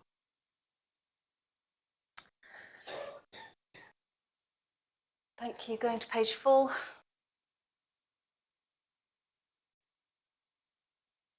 So this is obviously a recommendation to the Resilience Committee. I wonder, Chair, Your Worship, if you'd like the Chair of that committee to speak to it. I presume it was meant for full council. Oh, thank you. Resilience, who was in that? That was yourself. Thank you. Councillor White. Did you want to talk to it? Okay. Councillor Smythe, he proposed it. Thank you, Councillor Smythe. Yeah, thank you. Explain. Thank you, Worship. Yes, since we have a national planning policy for the extraction of minerals and many other things, I think it right and proper that we should have a national planning policy for food resilience. In other words, the actual food production, probably to replace the old CAP, which is based on regenerative farming practices to protect the environment and the ecology, so that farmers are encouraged to take up these kind of policies that take care of the land and the people and the environment, rather than just pursuit of profit using damaging fertilizers, pesticides, and that sort of thing. So we're asking that this council writes a letter to support the implementation of a national planning food policy for food resilience to the national. So I think we'll get together a motion ready for the next full town council. Okay. And we'll move onwards from there. Fantastic. Thank you very much. That sounds great. Are we also bringing in 5 Mile Food and Farming project? Are we speaking to that? It's all with it. Perfect. Absolutely brilliant. Thank you so much. Live work. Oh, wonderful. So the same as Crops Not Shops. Crops Not Shops. Fantastic. Yeah, exactly. It's all coming together. Thank you very much. It's nothing we need to discuss now. We'll just wait for the proposal for next. Thank you so much. Brilliant. Thank you. So that's the end of. Noted, Your Worship. Thank you very much. Is that noted, everybody? I will suffice. Aye. Lovely. Thank you very much. Moving on to receive unitary council reports. Oh, we just lost. No, advisory committees. Oh, sorry. Don't miss us out. No. Thank you very much. To receive updates from advisory committees and consider recommendations for decisions. There's only 2. Thank you. So it's Neighbourhood Plan Advisory Committee. Thank you very much, Councillor Cousins. So thank you very much, Your Worship.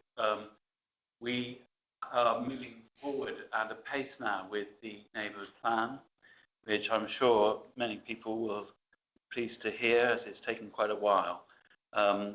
We're working with an excellent group called Planet, who are helping us get to Regulation 14, which is the pre-submission before the consultation. There are some other bits of work that need to be done, and this is £1,000 for rewriting part of the plan by the consultants, because things have moved on a pace with the National Planning Policy Framework around the impact of things like the environmental, ecological emergencies, etc. So we need to rewrite the plan in relation to that. And then there's screening that needs to happen before it goes to be considered for the Regulation 14. Now, the £8,000 that costs to cover screening should be covered by a grant from locality. But the way the world's going, as chair of the committee, I sought for councillors to consider whether or not it would be prudent for us to underwrite that cost. So what we're doing is asking this council to put forward £9,000 into the budget for next year for the neighbourhood plan, so that we're basically underwriting the £8,000 of the screening, and we also have the money to do the rewrite. What we're hoping is that £8,000 will probably come in from Locality, which is a government backed group who do neighbourhood planning nationally. And if that £8,000 comes in, then of course the amount of money that we put into the budget would also go straight back into the reserves of the council. Thank you. Thank you very much, Councillor Cousins. Is that something you want to be decided tonight? Or is that something, I mean, do we know what budget it would come out of? Or? Well, this is being recommended to Finance and General Purposes that meets Thank next you. week, so I'll make sure I make a note for their agenda. Thank you very much, Connor, and thank you. Any questions? Do we usually do questions? Do we just move on? I'm happy to answer questions in Finance and General Purposes. Wonderful. Perfect. Thank you very much. Very exciting. So Climate and Ecological Emergency Advisory Committee. I'm really surprised that it says no recommendations, because Melissa emailed me 2 recommendations that she said she had sent to the clerk. And I've only just seen that it says that. And well, I haven't actually got it up on my laptop because I've got something else up. And I'm just wondering why the recommendations from Melissa didn't get through. So I don't write these reports. It's one of the Sarahs across in St Dunstan's that writes it. I will. You can answer that. I will look on the system if I can find the minutes now. What's the answer? The answer is, with due respect to Clark and everybody else, was that the recommendations were submitted just hours too late to get onto this agenda, so they will be put onto the next monthly. I will speak to them anyway, because I've got everything all prepared. Wonderful. And Melissa sent them to me, and as far as I knew, she had sent them in plenty of time, because she sent the minutes through in plenty of time, and they were part of the minutes. But first of all, I want to share some really. It's good to have good news, isn't it? There's so much bad news around that it's really good to have good news. And you will remember the leaflet that we did on how to reduce your energy bills.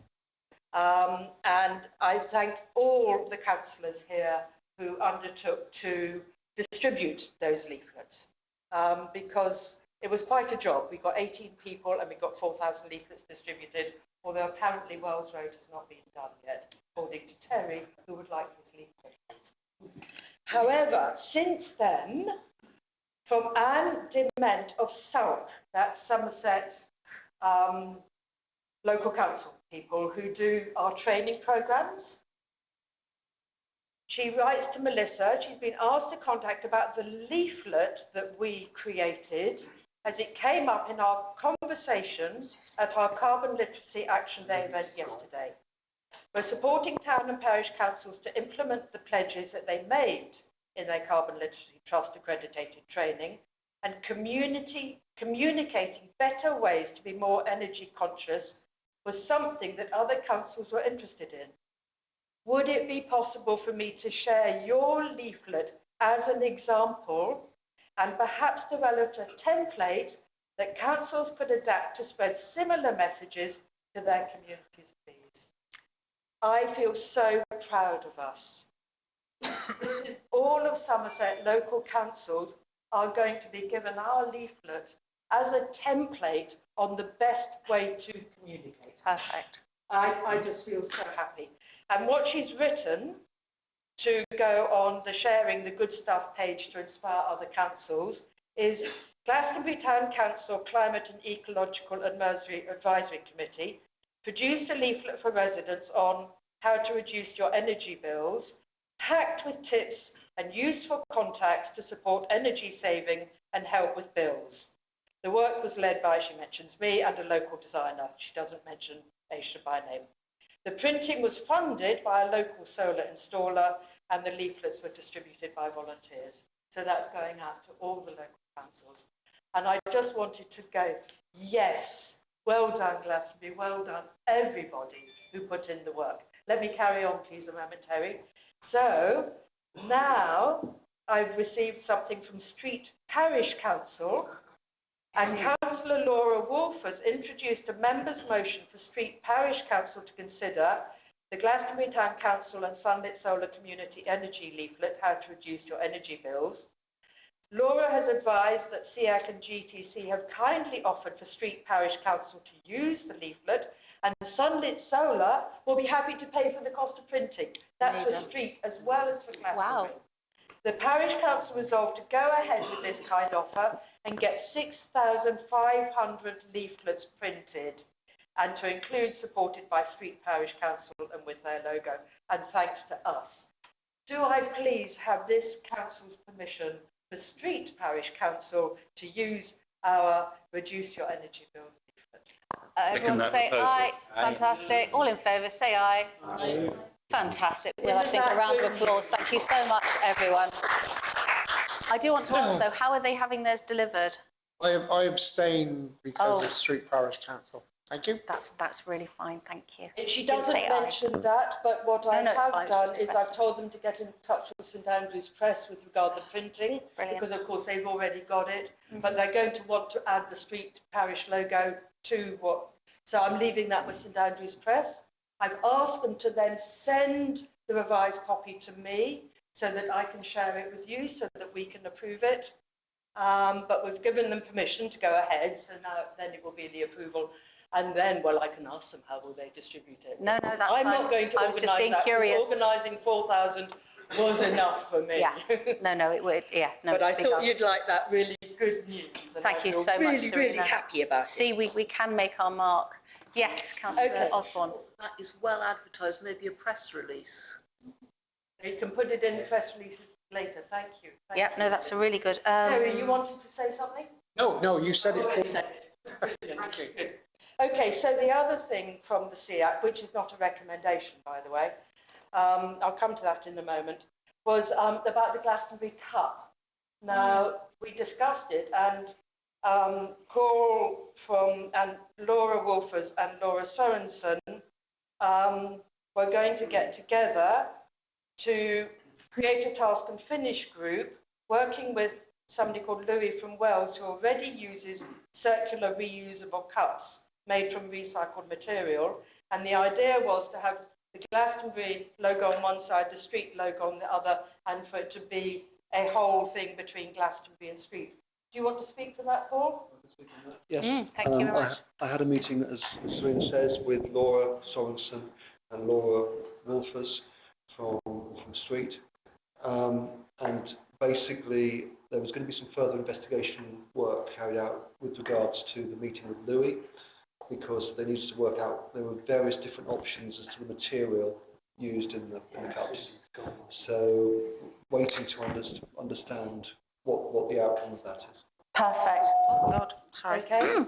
So it's in process. I just wanted to let you know that we agreed at the last meeting, and it's in process, and I think it's in really good hands, because joining together with Street means that we can do greater production, less cost, and it goes out more widely. And that I'm really happy that Laura Wolfers has become part of SEAC and attending all our meetings. And we've got this really good, strong collaboration going. It feels really, really positive to me. Okay, so now this is the 5 Mile Food and Farming one.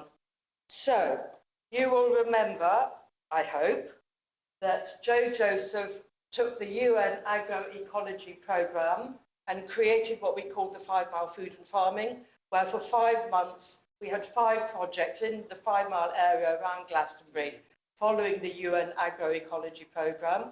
And at the end of that, we had the People's Assembly, which was in January. And out of the People's Assembly, 2 major things came out. One of them was that Plotgate managed to raise from the people at the Assembly enough money to buy the field next to their field so that they can do more veg box schemes, more veg boxes, more land being grown. This is linked with Crops Not Shops. to supply food and vegetable to people. So that was one thing. Amazing. The other thing that happened was that 3 people, Ramona Belsha, Aisha and Ailson, they got funded for and completed a training with Rural Link on how to use the integrated local delivery framework to build networks for our 5 Mile Food and Farming project.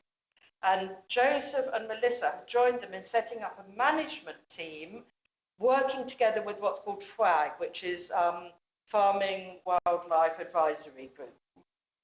What they are wanting to do, so they're taking the first heading from the March People's Assembly, co-creation and sharing of knowledge, and they are wanting to create a food and farming forum for Glastonbury. A One Planet platform, online toolkit for information and networking, fundraising, networking with stakeholders, that's people like Crops Not Shops and Plotgate and all the different people, Paddington Farm, who are growing food for the local area using regenerative farming principles. And also working with neighbouring councils, youth, marginalised groups, art performance, all sorts of things. So they're wanting to create this. Amazing. Regenerative growing and working with food waste. Now, that comes to where our recommendation, and I really don't know why it didn't come in, is that they are asking if we, Glastonbury Town Council, thank you very much, have asked for funding of £1,000 for the specific project of this group that have had the training, come out of the agroecology food farming programme, and that they would like us to help kickstart this whole process of creating information so that the people in the 5 Mile area around Glastonbury can learn better how to grow their own food, not waste food, and all the other things around resilience with food being grown, taking care of nature and biodiversity all at the same time. So it's moving on. It's the next step. It's actually taking what we did with the 5 Mile Food and Farming Programme, what we did with the People's Assembly, and it's actually moving it into practical action to make the people in this area resilient with regard to food, so that we are making sure we have enough food to look after ourselves, whatever might happen. That's the aim. And they are asking for a grant to help them kickstart this programme. Fantastic, thank you. And that was only 6 months ago, I think, that all started. That's incredible. Yes, Councillor Cousins. Well, I would like to first of all make a point of order. I was founder director of Plotgate, that's been mentioned. I would propose that this council accepts the request for funding. Thank you very much. Yes, Councillor Napper. Thank you, Your Worship. I am a little bit concerned, actually, about how many of these processes are happening. I mean, we heard a lady earlier on who wanted 250 or 300,000, and I'm just a little bit confused of how many of these, and are they being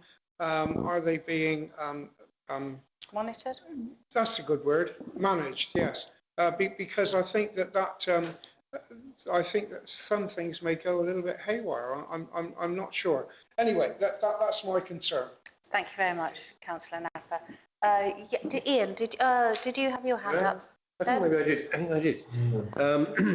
Yeah, I mean, it all sounds fantastic to me. I'm just wondering what specifically the £1,000 is for. Thank you. Is that? Is that something? Mine was going to be in reply to Terry. Oh, okay. Yes. Sorry. Let's do a reply. The lady who came, Kim von Kolsch, for the pump track, she's raising that money. You know, so it's going to other borrowers. But it was just like she came and gave a talk to us some time ago. Said this was her idea. This is the sort of second part of developing that idea. And so really, she just wanted us to know. Yeah. It's just that I wonder if different people are raising this kind of money, and you know, there's so many £1,000 going here, so many thousand, and it could be it could come into one. I'm not saying one pot, and be more useful. But what I'm saying is, I'm just concerned about, you know, and we were talking about hundreds of thousands of pounds, and I'm just wondering. Well, thank you, Chair. they should be Councillor Napper. coordinated. I don't think we can actually coordinate everything in this town. No. And I think there's a lot of private projects going on, and there's a lot of money out there to be raised, and it's not being raised from Somerset. But anyway, sorry. Yes, Councillor Napper, we'll take that in account. Thank you very much. I've got a proposal. Yes, you do, don't you? Do you need a seconder? I'd like to second that. Thank you very much. Can we please move to vote? Could I just ask a question before you do? Oh, of course. Before I lose my voice. The recommendation is for it to come from the small grants fund. Potentially. Yeah, so I just wanted to, there's £2,500 left in that one, and I've got quite a pile on my desk and a new application there that will go for that £2,500. Could I ask maybe that you consider, if you wish to grant that money, that it just comes from reserves rather than that budget line? Well, I was going to ask that this council will actually fund the £1,000 to get the food forum up and running, because we've got 3 trained people now who are ready to go. We're working with FRAG, and I would like us to take the opportunity to go for it. The suggestion was that if this council didn't do it, that then they could apply for the small grants, but I would really prefer that we give them the money. Thank you very much. Point of order. Yes. I'm very happy for the funds for the proposal I've just made to accept this recommendation to come from general reserves. Seconded. Okay. Are we okay? Move to vote. All those in favour for £1,000 coming from reserves. Thank you very much, councillors. I'm pretty sure that is, gosh, unanimous. That's incredible. I think there was another recommendation, but I can't remember what it was, and I haven't prepared for it. Wonderful. That was really the thermal exciting. imaging camera. It's a very simple one. Okay, great. So if you remember that the leaflet, the energy reduction leaflet, came out of the fact that last winter we were lent a thermal imaging camera by Wells Environment Group, and 3 of us spent a month using it, Melissa, myself and Susanna, and we covered the whole of the town hall, and we also covered maybe 20 or 30 properties in Glastonbury within that month. And from that, we learnt all the stuff that went into that leaflet. So the leaflet came out of it. And what was proposed by Councillor Smythe was that our Melissa, Climate Emergency Resilience Officer, is provided with a thermal imaging camera as part of her kit, so that people who weren't able to have their houses surveyed in that short month that we had the loan would actually have a resource that they could come to find out where they're losing energy in their home and how best to keep the energy within the home and not be losing it. That's what that was about. Thank you very much. Is that something that might want to go for news release? Item for news release? I would say it could go to property and assets if you want to sideline it now, because the meeting goes on for too long. Is that, yeah, we can do it. We've got a vote to get to. Sorry, do we need to make a decision now on that? No, I said you could push it into property and assets. Great, okay, fabulous. We'll go because to it do would that. be an asset and a property. Genius. And that way it would make this meeting slightly less long. Thank you very much. I'm very happy to accept that. For If you're all happy, I'm very happy. We're all happy. Everybody's happy. I'll put it on a future agenda. Thank you very much. Thank you for bringing those up, Connor, because I didn't have them in my head because I thought that they would appear anyway. Thank you, Serena. Gosh, that was good to see things moving, and that was just 6 months. Things are moving, and I just want to again thank everybody for the help with that leaflet, because I am so proud of what we've done. Perfect. Thank you so much, Serena, and thank you for all the work as well, and energy. Moving on, item 13, to receive unitary council reports. I think we, oh, sorry. Councillor, yes, Oakden. Thank you. I just wanted to bring some more good news. Oh, blind, I don't know. This is the wrong point in the agenda. Okay. This is for unitary councillor reports. Oh, right. Yes, no, but thank you. We don't want to ruin that surprise. No, okay. Councillor Cottle, what exciting news do you have for us today? My turn. My turn. Yeah, I see Susie's gone. Okay, you've got your 10-page report. I think it's 10 pages this month. And we've all read it? Yeah, I'm sure they've had time to read it. You go through it and let me know in the week what else you need to know. There is something I would like to mention. As you know, I'm the chair of the Planning East at Somerset. Very happy. And we did get the application from Bert, and it went through. You'll be pleased to know. Oh my gosh. So they can go and spend their 8.2 million or whatever it is, or more now. And it was passed unanimously by the planning committee. So that just goes to show what good diligence and good work they've done. So I'm quite happy for that. We're very happy.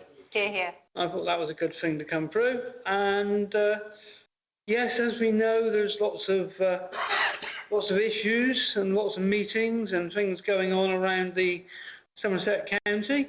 But what I will point out, Terry, and I'm not being political with this, is that the main problem we have in avoiding S114, okay, section 114, which nobody wants us to see, to go to, is the rising in the costs of adult social care and children. And that is a problem that you're not going to get over, and it's nationwide. It's not just Somerset.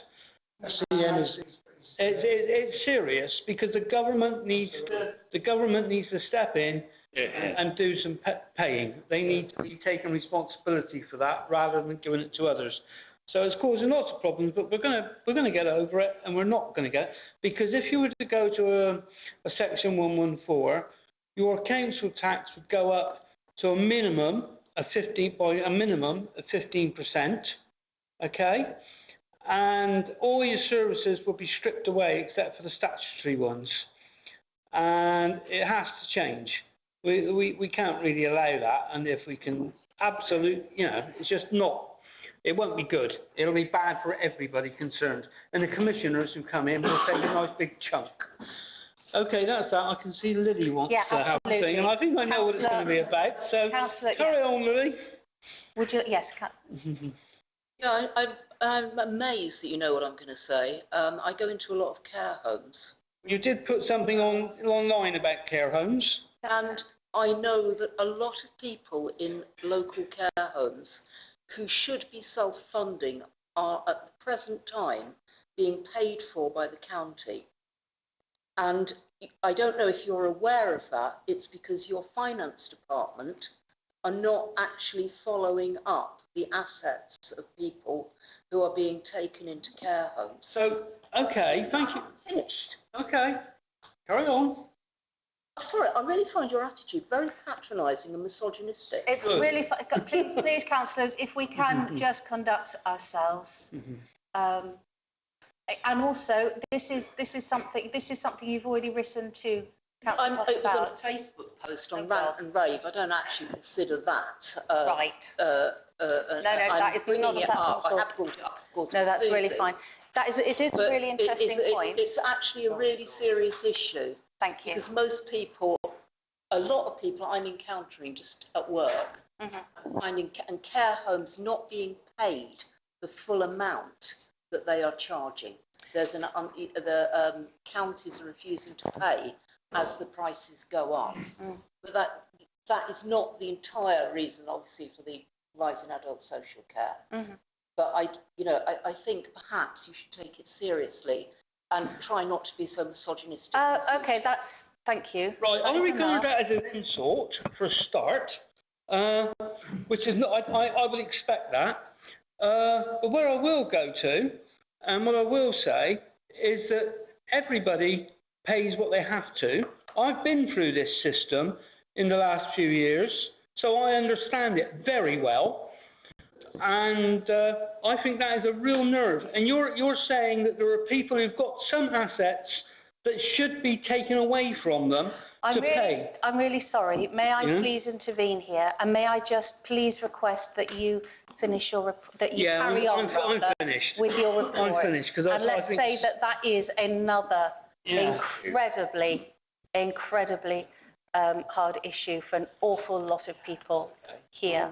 But thank you, everyone. And thank you for your patience.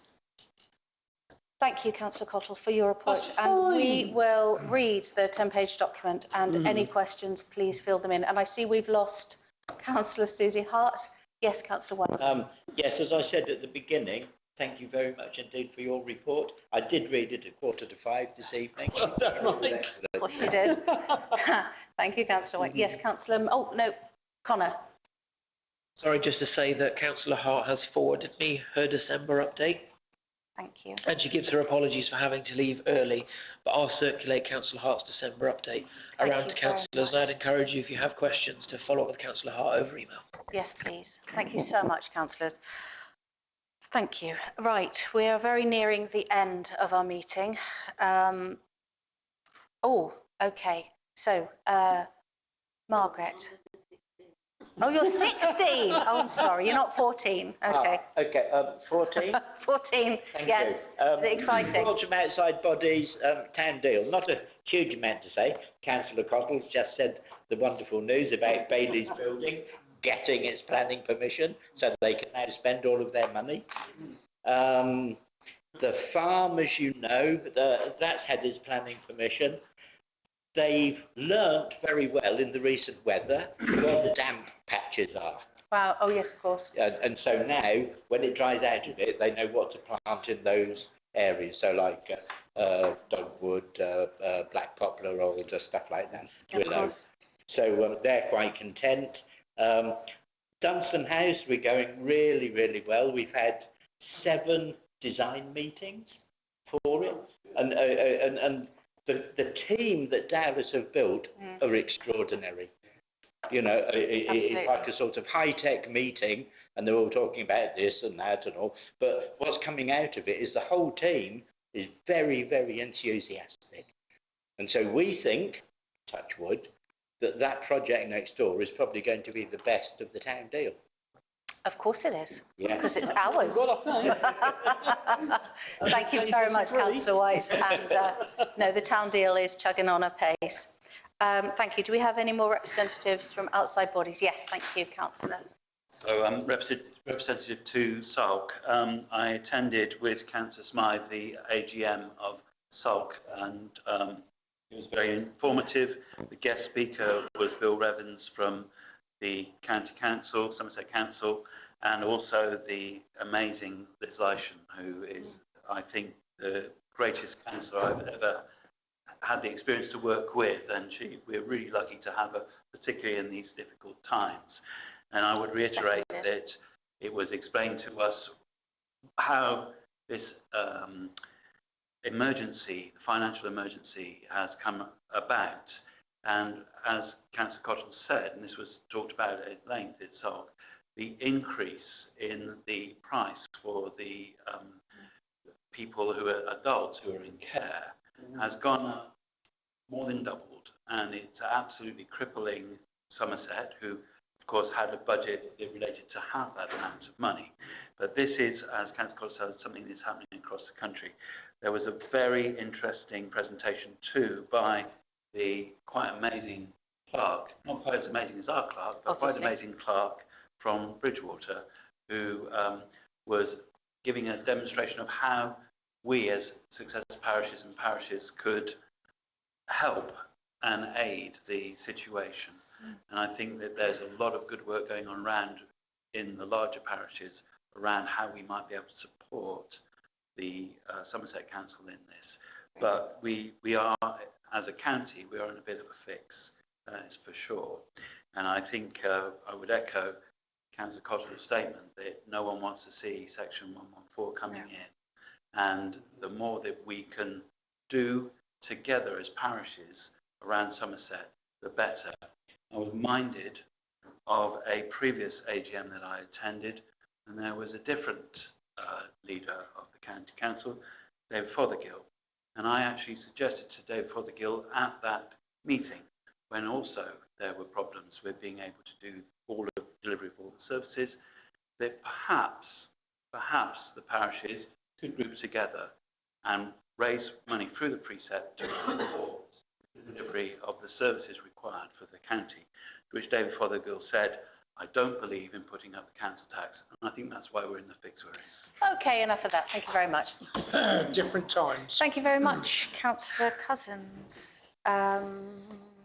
Any more, please, receiving, verbal updates from any other outside bodies, representatives, sorry. Can I just, so a question really. Somerset and Glastonbury itself is becoming an ageing population. Yes, it's got more than totally. So this is something that's absolutely, and we don't. And I know that our schools have had the least take up each year. Our take up in schools goes down, and our elderly go up.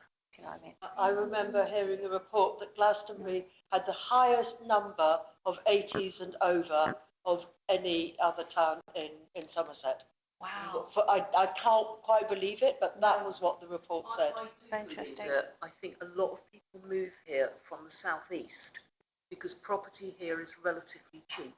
Well, if you're selling a place in coming over here, that's why we get a lot of retirees. Okay. And that is the and a lot of care homes. Okay, well, this is something that, is a united front is needed, and also to look at, future resilience. Thank you very much, Councillor Cousins. If there's no more, can we go to point 15, Mayor's announcements? And may I use the Mayor's announcements?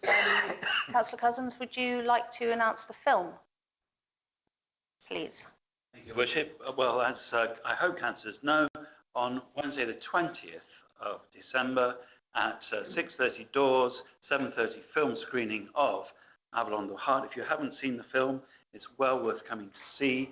Had high praise indeed from the High Sheriff, and the tickets are only £5 and available from the information centre next door. So councillors, if you haven't bought your tickets for your friends, family, etc., and of course anyone else on video who may wish to also see a wonderful film, £5, Glastonbury Information Centre. Thank you. Thank you very much. I'd also like to invite in the Mayor's announcements, announcement about Christmas lunch. Oh, okay, thank you. So I've been chairing the Christmas lunch committee, stroke working group, or whatever it is this year. I just put a notice on Town Council website, or Sarah did, and the Facebook page, so she just did that today. We're 2 weeks away from Christmas lunch. Well, about 2 weeks from today, we'll have finished. Brilliant. Who is invited? Right. Who can come and what time? Who can come? Well, we had a long discussion about that, and what we said was, don't be alone this Christmas. Come and join our community Christmas lunch, provided by Glastonbury Town Council and our many volunteers, from 1 until 3:30 p.m. in the Town Hall on Monday the 25th of December. And donations are welcome. Thank you very much, and I'm very looking forward to it. Is this about the lunch, Serena? Is this on the next point, or is this Mayor's announcement? I would like Terry's... No, that's the next one. That's the next one. Those were the Mayor's announcements. Thank you very much. So, correspondence, communications and announcements. Terry Napper, do you have an announcement for us? Thank you, Your Worship. Do you wish me to read this through again, or just to say a letter of concern? Yes, please do. You want me to read it through again? Oh, sorry, which letter is this? Right, it's long. This the... Dear Council, may we consider, after our climate emergency campaign, to pay some attention to the considerable, atrocious and tragic loss of life to men, women and young children that is happening right now in the Middle East of Gaza and West Bank. There are acts happening on both sides of the conflict. Inhumane deeds have been done, and they continue to be done. And as usual, a political solution is the only lasting solution. So can we press that negotiation around the table is the final solution and a way forward? And Glastonbury Council back serious talks for the sake of humanity. A letter of concern to Israel Embassy and Hamas, or maybe this Palestinians, I'm unsure, for a ceasefire in a dire situation. And that's my thoughts. Thank you very much, Terry, and thank you very much for bringing that to this table. Before we go into discussion, can I just say, because obviously there are people here, just if, who are part of the ceasefire, if there's any wording that's needed. Yes, Councillor Osborne. I don't know if this is a statement of interest, but I am a dual Egyptian national, and I've lived in the Middle East quite a long time. And I was at one time the London organiser of the Palestine Solidarity Campaign. Wow. However, I would like to put forward a thing about ceasefire, but I think we also need to note. I mean, somebody said earlier about the distinction between Jews and Zionists. I don't know if you read the Arabic press, but I can assure you they don't make that distinction. And what is happening also at this time is a huge rise in anti-Semitic crime. And I think that ought to also be acknowledged as part of this. I think we should call for a ceasefire. We should acknowledge that anti-Semitism is on the rise, and it is just as abhorrent as any other form of racism. Absolutely, there is a lot of spreading out there. How would you like to proceed with this? Do you want to put together a proposal for the next meeting? Or is it something because you want this meeting? can I say that I think this needs to be done as soon as possible. Okay, then let's. Because tomorrow there will be quite a few people losing their lives, and I think that if we can stop one person being losing their life, then that we may have achieved something. Thank you, Terry. I think because if we're doing this with process, because that's as it wasn't on the agenda, it's not something we can vote upon, but I think we can all write personal letters as well from the council if we want. We could at least start to draft a letter. I'd be happy to do that. Wonderful. Thank you. Thank you. Why don't we start to Lovely. draft Wonderful. a letter? Who would like to? So, Councillor Osborne, would you like to be in this to make sure we get the wording? And Councillor Napper, Serena, if you have. I'm not too No, busy. you don't. Oh, yeah. I'm sorry. Councillor Cousins. Just a point of clarity, bit to the clerk. Is it not possible to suspend standing orders to be able to put in this motion? Yes, we could.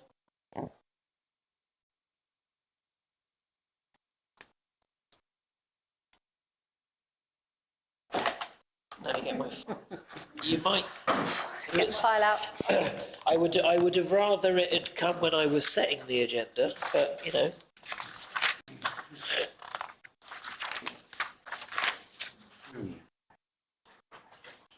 If you need to, no. Thank you very much, Councillor Price.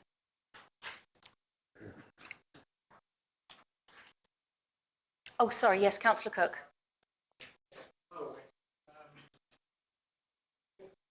Yeah, time is of the essence. It really is, isn't it? I mean, it'd be lovely to get something out tomorrow. So, to avoid all this rigmarole of pacing into each other, I just. Very tired. I could see how tired you are. Any other to do it between themselves rather than just going around in circles. We'll never get it done. Thank you very much, Councillor Cook. A very good point. How about, I mean, can we actually involve the people in from the group to actually, because this wouldn't be a committee, this is like a task and finish. It has to come from the council. It has to come from the council, fine. This Lovely. is from the council, Glastonbury Town Council. Wonderful. And we So, draft a letter. Councillor Osborne, Councillor Napper, are you two happy? People more eloquent than me, but yeah, fine. Sorry, are you ready, Connor, to? No? Don't mind being involved in that Brilliant, you're a wordsmith. group. Thank you. So can we put it for you three to put something together? We're still looking to see if we can actually suspend standing orders in order to go through today with something, and then whether you put something together or not. Why don't we move on to news releases? Yeah, that's a and come really back good once plan. Thank you Connor very has much. discovered what we can do and not. Thank you very much. We'll come back to this point. Councillor Oakton wanted to speak quickly, but what I would say is, if someone would like to propose a letter as written, and it's delegated to me in conjunction with a number of councillors, you guys come up with the wording, I can send it off, then you can. Okay, that sounds like a plan. Thank you very much. Letter be written in liaison with Councillor Osborne and any other councillors wish to be involved, and the clerk. Are you seconding that? Well, I think that if it's possible tonight, I think that this council ought to vote on a stronger, more informed resolution, something along the lines of what Councillor Napper was just reading out in the letter. That this council, and then the things that we do, and that we vote on it. So, for instance, calling for a ceasefire, and you know, being seen to be taking a lead on this issue. I feel that there'd be merit in doing that this evening, and I don't know whether anybody's thought about what that motion would be, but I think it would. I think if we can do it, it would be worthwhile. Can we do this? Come up with the wording amongst, please, who would like to very quickly put the wording together as we move on? This council calls for an immediate ceasefire between Israel and Hamas in the Gaza Strip, and support talks of resolution to the conflict. How does that sound? Yeah. Okay. And the return of all hostages. Yes, very important.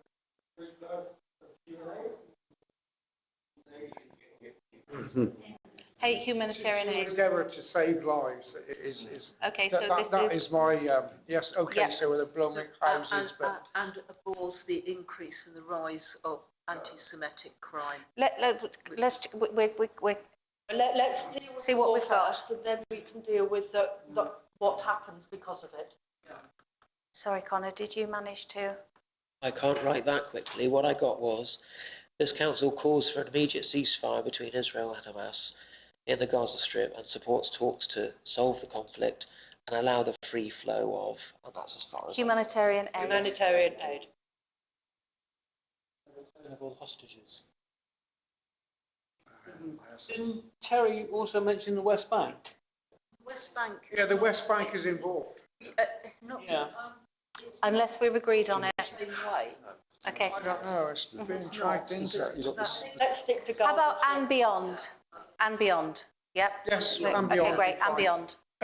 One point of clarity, rather than about the hostages specifically, is that will probably fit in within the political discussion to the war. Okay, great. Let's not do anything. Not too much If there's detail. any other really lacing points, yes, Councillor Much, and then Councillor Manning. What I've written here was, notwithstanding this resolution, we recognise the horror of the attacks on October 7th and unreservedly condemn them. Absolutely. How do we feel about that? I'm not too sure that I would like to go back that far. Okay, great. Are we happy with what we have so far? Can we do what we have, and then can Point of clarity, Your Worship. Yeah. Perhaps we should be mindful that the brevity of this declaration will probably be to its merit. I think so, yes. Short and sweet. Keep it short and sweet. That's what you said. Great. I'm happy to go forward with what has been written. Sorry, Councillor Manning. All I was going to suggest was that we may want to use this opportunity to fly a flag. And I was thinking of the peace flag that we use at some of the council events, and actually just put that up as a show of our desire for peace in the world. I love that. Can we vote on the first thing and then vote on this? My problem is atrocities have happened, and they're still happening, and there are thousands of bodies buried in the buildings. And yes, I know we can go back, but what I'm looking at is the future. I don't want to see any, who's dead, they're dead. Sorry, they can't come back. But we can possibly stop someone being killed. Beautifully put. That's my... Thank you very much, Terry. Beautifully put. So may I please, because I know there's other towns that have also made a declaration, so let's also join with them. Last point for you. The point of my caveat is that although you're saying we want the war to stop, you have to look at the contemporary interpretation of a kind of a statement like that that doesn't reference the immediate and the immediately preceding precipitating element of this, and the risk of you being seen as anti-Semitic if you just say we want the war to stop. I know it sounds like a neutral statement. Okay. You can't criticise. Can we?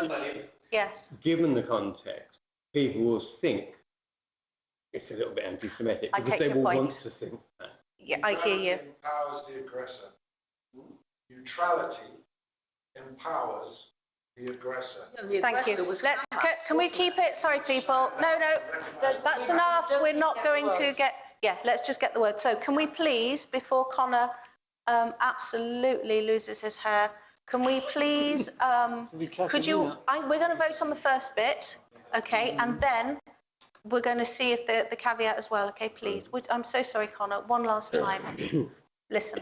Councillor Ronnie Dougal proposed that this council calls for an immediate ceasefire between Israel and Hamas in the Gaza Strip and beyond, and it supports talks to solve the conflict, and it calls for the allowance of the free flow of humanitarian aid. And I did cross out return of hostages. I don't know where you got to on that point. I think that's sufficient. That's fine. I think that actually. Okay. So can we do nice that? And short and clear. I would like to vote on that, please, and then if we want the caveat as well, we will do that second. So may we please? So we've got who proposed? I proposed. You proposed. Are you seconding? Terry. Thank you very much. Terry Napper second. So can we please vote on that? All in favour of this statement? Thank you very much. That's a majority. Thank you. That goes forward. And now, sorry. Oh, sorry. All against. Thank you. All abstaining. Thank you very much. Was that? I'm abstaining. You're abstaining? Unless the caveat. No, that's fine. I'm abstaining because I want to know what other councils have said. What other councils around the country? Yeah. Okay, that's fine. They have called for ceasefire in their own words. Yeah, I want to see the word. Fabulous. Do we want to go ahead and have a look at the ceasefire, or are we happy for this to go forward? Sorry, not ceasefire. Point of clarity, Your Worship. Yes. I feel if councillors wish to put any further motion forward, they should bring it to the next meeting. Okay. I'm only going to say that because time is going. Can I please, though, bring up the flag, which I love, the idea of the peace flag. Is that something we can recommend before Christmas and over Christmas? I'm not certain if we actually do have a flag. It may just be a banner, but I don't know if others Have a know. flag of peace, please. I don't believe we have a peace flag to go on the flagpole, and there are rules around what flags we can fly, and off the top of my head I believe a peace flag, because it's not the flag of a country, or on the list of flags that we're allowed to fly, you'd actually have to get permission. That's true. So we, did you have your hand up? Oh, sorry. Then Palestinian flag. How do we feel about Palestinian flag? I would prefer. Worried about that. Sorry, Worship. I would prefer to see a flag with a dove on it or something like that. Yeah. Okay. Well, look, we're not going to get much motion here. I would say let's keep this for another. How about our Glastonbury flag? Would that work? It's a flag. It's not going to say much about No. peace. The issue, if we fly the Palestinian flag, Yeah. immediately that's sort of polarised. I know, but we Yeah. did fly the Ukrainian flag. Yeah. We flew the Ukrainian flag. And that caused quite a lot of problems. Nah, did it? Okay. I fine. prefer. All right, people. Thank you very much. I think we've done. Thank you very much, Terry, for bringing this to the table. And I hope, in a small way, that we still. We can save one life. That we can actually go forward with this. And it's made a statement. And I would also like to hear what other councils have done. Yes. Quite. Thank you. An announcement. Under correspondence communications announcements. Fantastic. Yes. Are we on that? Yes, we are. Well, The announcement is that on the 21st of December, Thursday, solstice, there'll be a walk the Glastonbury Way for world peace and reconciliation, starting at 11 o'clock at the Peace Pole and ending round about sunset at the Tor and beyond. And everybody's welcome, and it'll be advertised along the usual channels, I'm sure. Thank you very much. Is that something? Solstice, Thursday the 21st of December, 11 o'clock at the Peace Pole. Okay, is that something? 7.5 miles. Is that something a news release would be good? Yes. Okay, fabulous. So if there's no more communications or announcements. Oh, sorry, yes. You have the most important one of I'm all. so sorry. The chair of In Bloom. I have an announcement to make, which may seem frivolous with all the difficulty that we are all facing now. But to my way of thinking, it's just a small beacon of light. And that is Glastonbury in Bloom is being put forward to represent the entire Southwest for the National Royal Horticultural Society competition. So we have beaten everybody in the Southwest.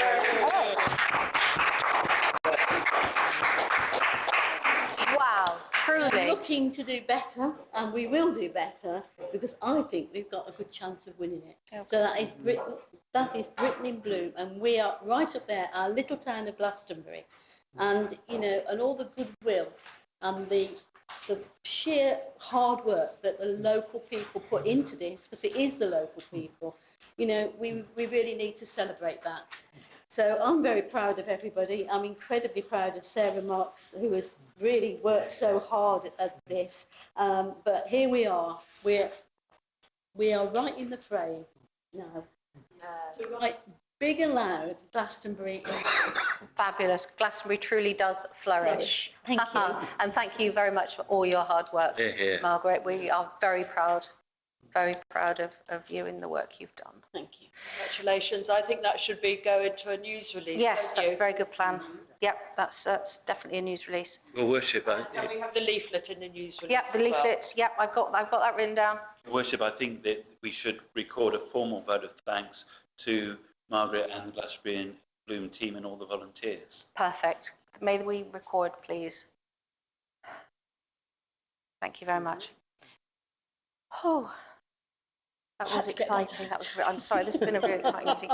Thank you. Well done. Well held in. Right. So going on to items for news release, I have. Could I, just mention just before we move on, that all councillors have been invited to a meeting with Councillor Federica Smith-Roberts from Somerset Council on the 20th of December in this room at 10 a.m. She is coming to talk to myself and any councillors who can make themselves available about how Glastonbury Town Council and Somerset Council can work together to support the residents of Glastonbury. This was organised before the asset and service devolution project came about. However, I imagine that will be the biggest topic of conversation. And as I say, councillors are welcome to attend that meeting. Thank you very much. Yes, I think I've got it in my diary. Other people, thank you. Any more correspondence, communications, announcements? It's Holy Thorn tomorrow. Anybody who is coming or councillors are invited. We will be meeting, please be downstairs, 9:30 in the main hall, meeting our lovely dignitaries, and then going to the church for 10 o'clock for the cutting, and then back here for, oh yes, out to the back of St Dunstan's house for the Holy Thorn blessing there, and then inside for nibbles and tea. So yes, it'd be lovely to see you all there. Yes. Just one thing I noticed today, the carol service. Oh yes, carol service. Yeah. Would you like to mention that? I would. I don't have my diary. Do you know the date? Yeah, I Please believe it's I think it's Sunday. Yeah, you need to check, but it was 6 o'clock. I know it was. Thank you. Sunday 6 o'clock in St John's Church. Yeah. And that's carol service. Thank you. Sorry, what church? Oh, we've got 7 St John's. St John's. Different things. 6. Sunday. I'm pretty sure it's 6 o'clock. I think it's 6. Sorry, I didn't bring my diary. If I've got it at home, I'll put it on Facebook, Terry. You can see it there. Thank you. So we're going forward to items for news release. Is that okay? Unless there's any more exciting news. I'm not sure I can take any more exciting news. Thank you. So, is that okay, Connor? So, I've got leaflet, Glastonbury in bloom. And do we want our declaration as a news release as well? Yes. I think so. Okay, great. Declaration of peace. Declaration of peace. Okay, thank you. That's Lovely. And let's, yes, so that wording will go out and then we can use it, and it's kind of up to us as well to post it wherever we do on whatever sites we do. And the Glastonbury Way walk, thank you for a news release. Film screening, was that today? It won't come out. No, it won't come out in time. No, I think we've already done that one. Thank you. So, Connor, if you are ready, may we please have the actions arising from this meeting? Thank you, Your Worship. So I'm going to, I've written Chase bus stop signs, but I'll have them printed and put on the bus stops. Thank you. Actually, a question on that, Councillor Dougal, if I may. Are we just printing them and then giving them to someone to put on the bus stops, or am I asking the guys to go out and put them on the bus stops? And if so, which bus stops? Do I liaise with Susanna? Well, the bus stops are the ones at the top of town, the ones here at Magdalen Street. Oh, so it's the ones affected by High Street. Closed. Okay. When the High Street's closed. Okie dokie, that's I all. think that our caretakers could probably manage to put 4 signs up, don't you? Yeah, they could. I just It would be simpler. Yeah. That's fine. We're going to continue the asset and service devolution work and report back to the next meeting. But now that you've agreed the calendar of meetings, I'm going to make it into a list. I'm going to update the legend to include resilience. I'm going to make sure that when they start being organised, that they go out as Outlook calendars. I've written leaflet press release, but more again later down. I'm going to let the responsible finance officer know that £1,000 from reserves can be used for the food forum. And in terms of news releases, we've got the good news about Glastonbury in bloom, the leaflet and the declaration, and also the walk on solstice of the Glastonbury Way. Thank you very much, Connor. Right, we're coming up to past, so let us note the date of our next meeting is the 9th of January.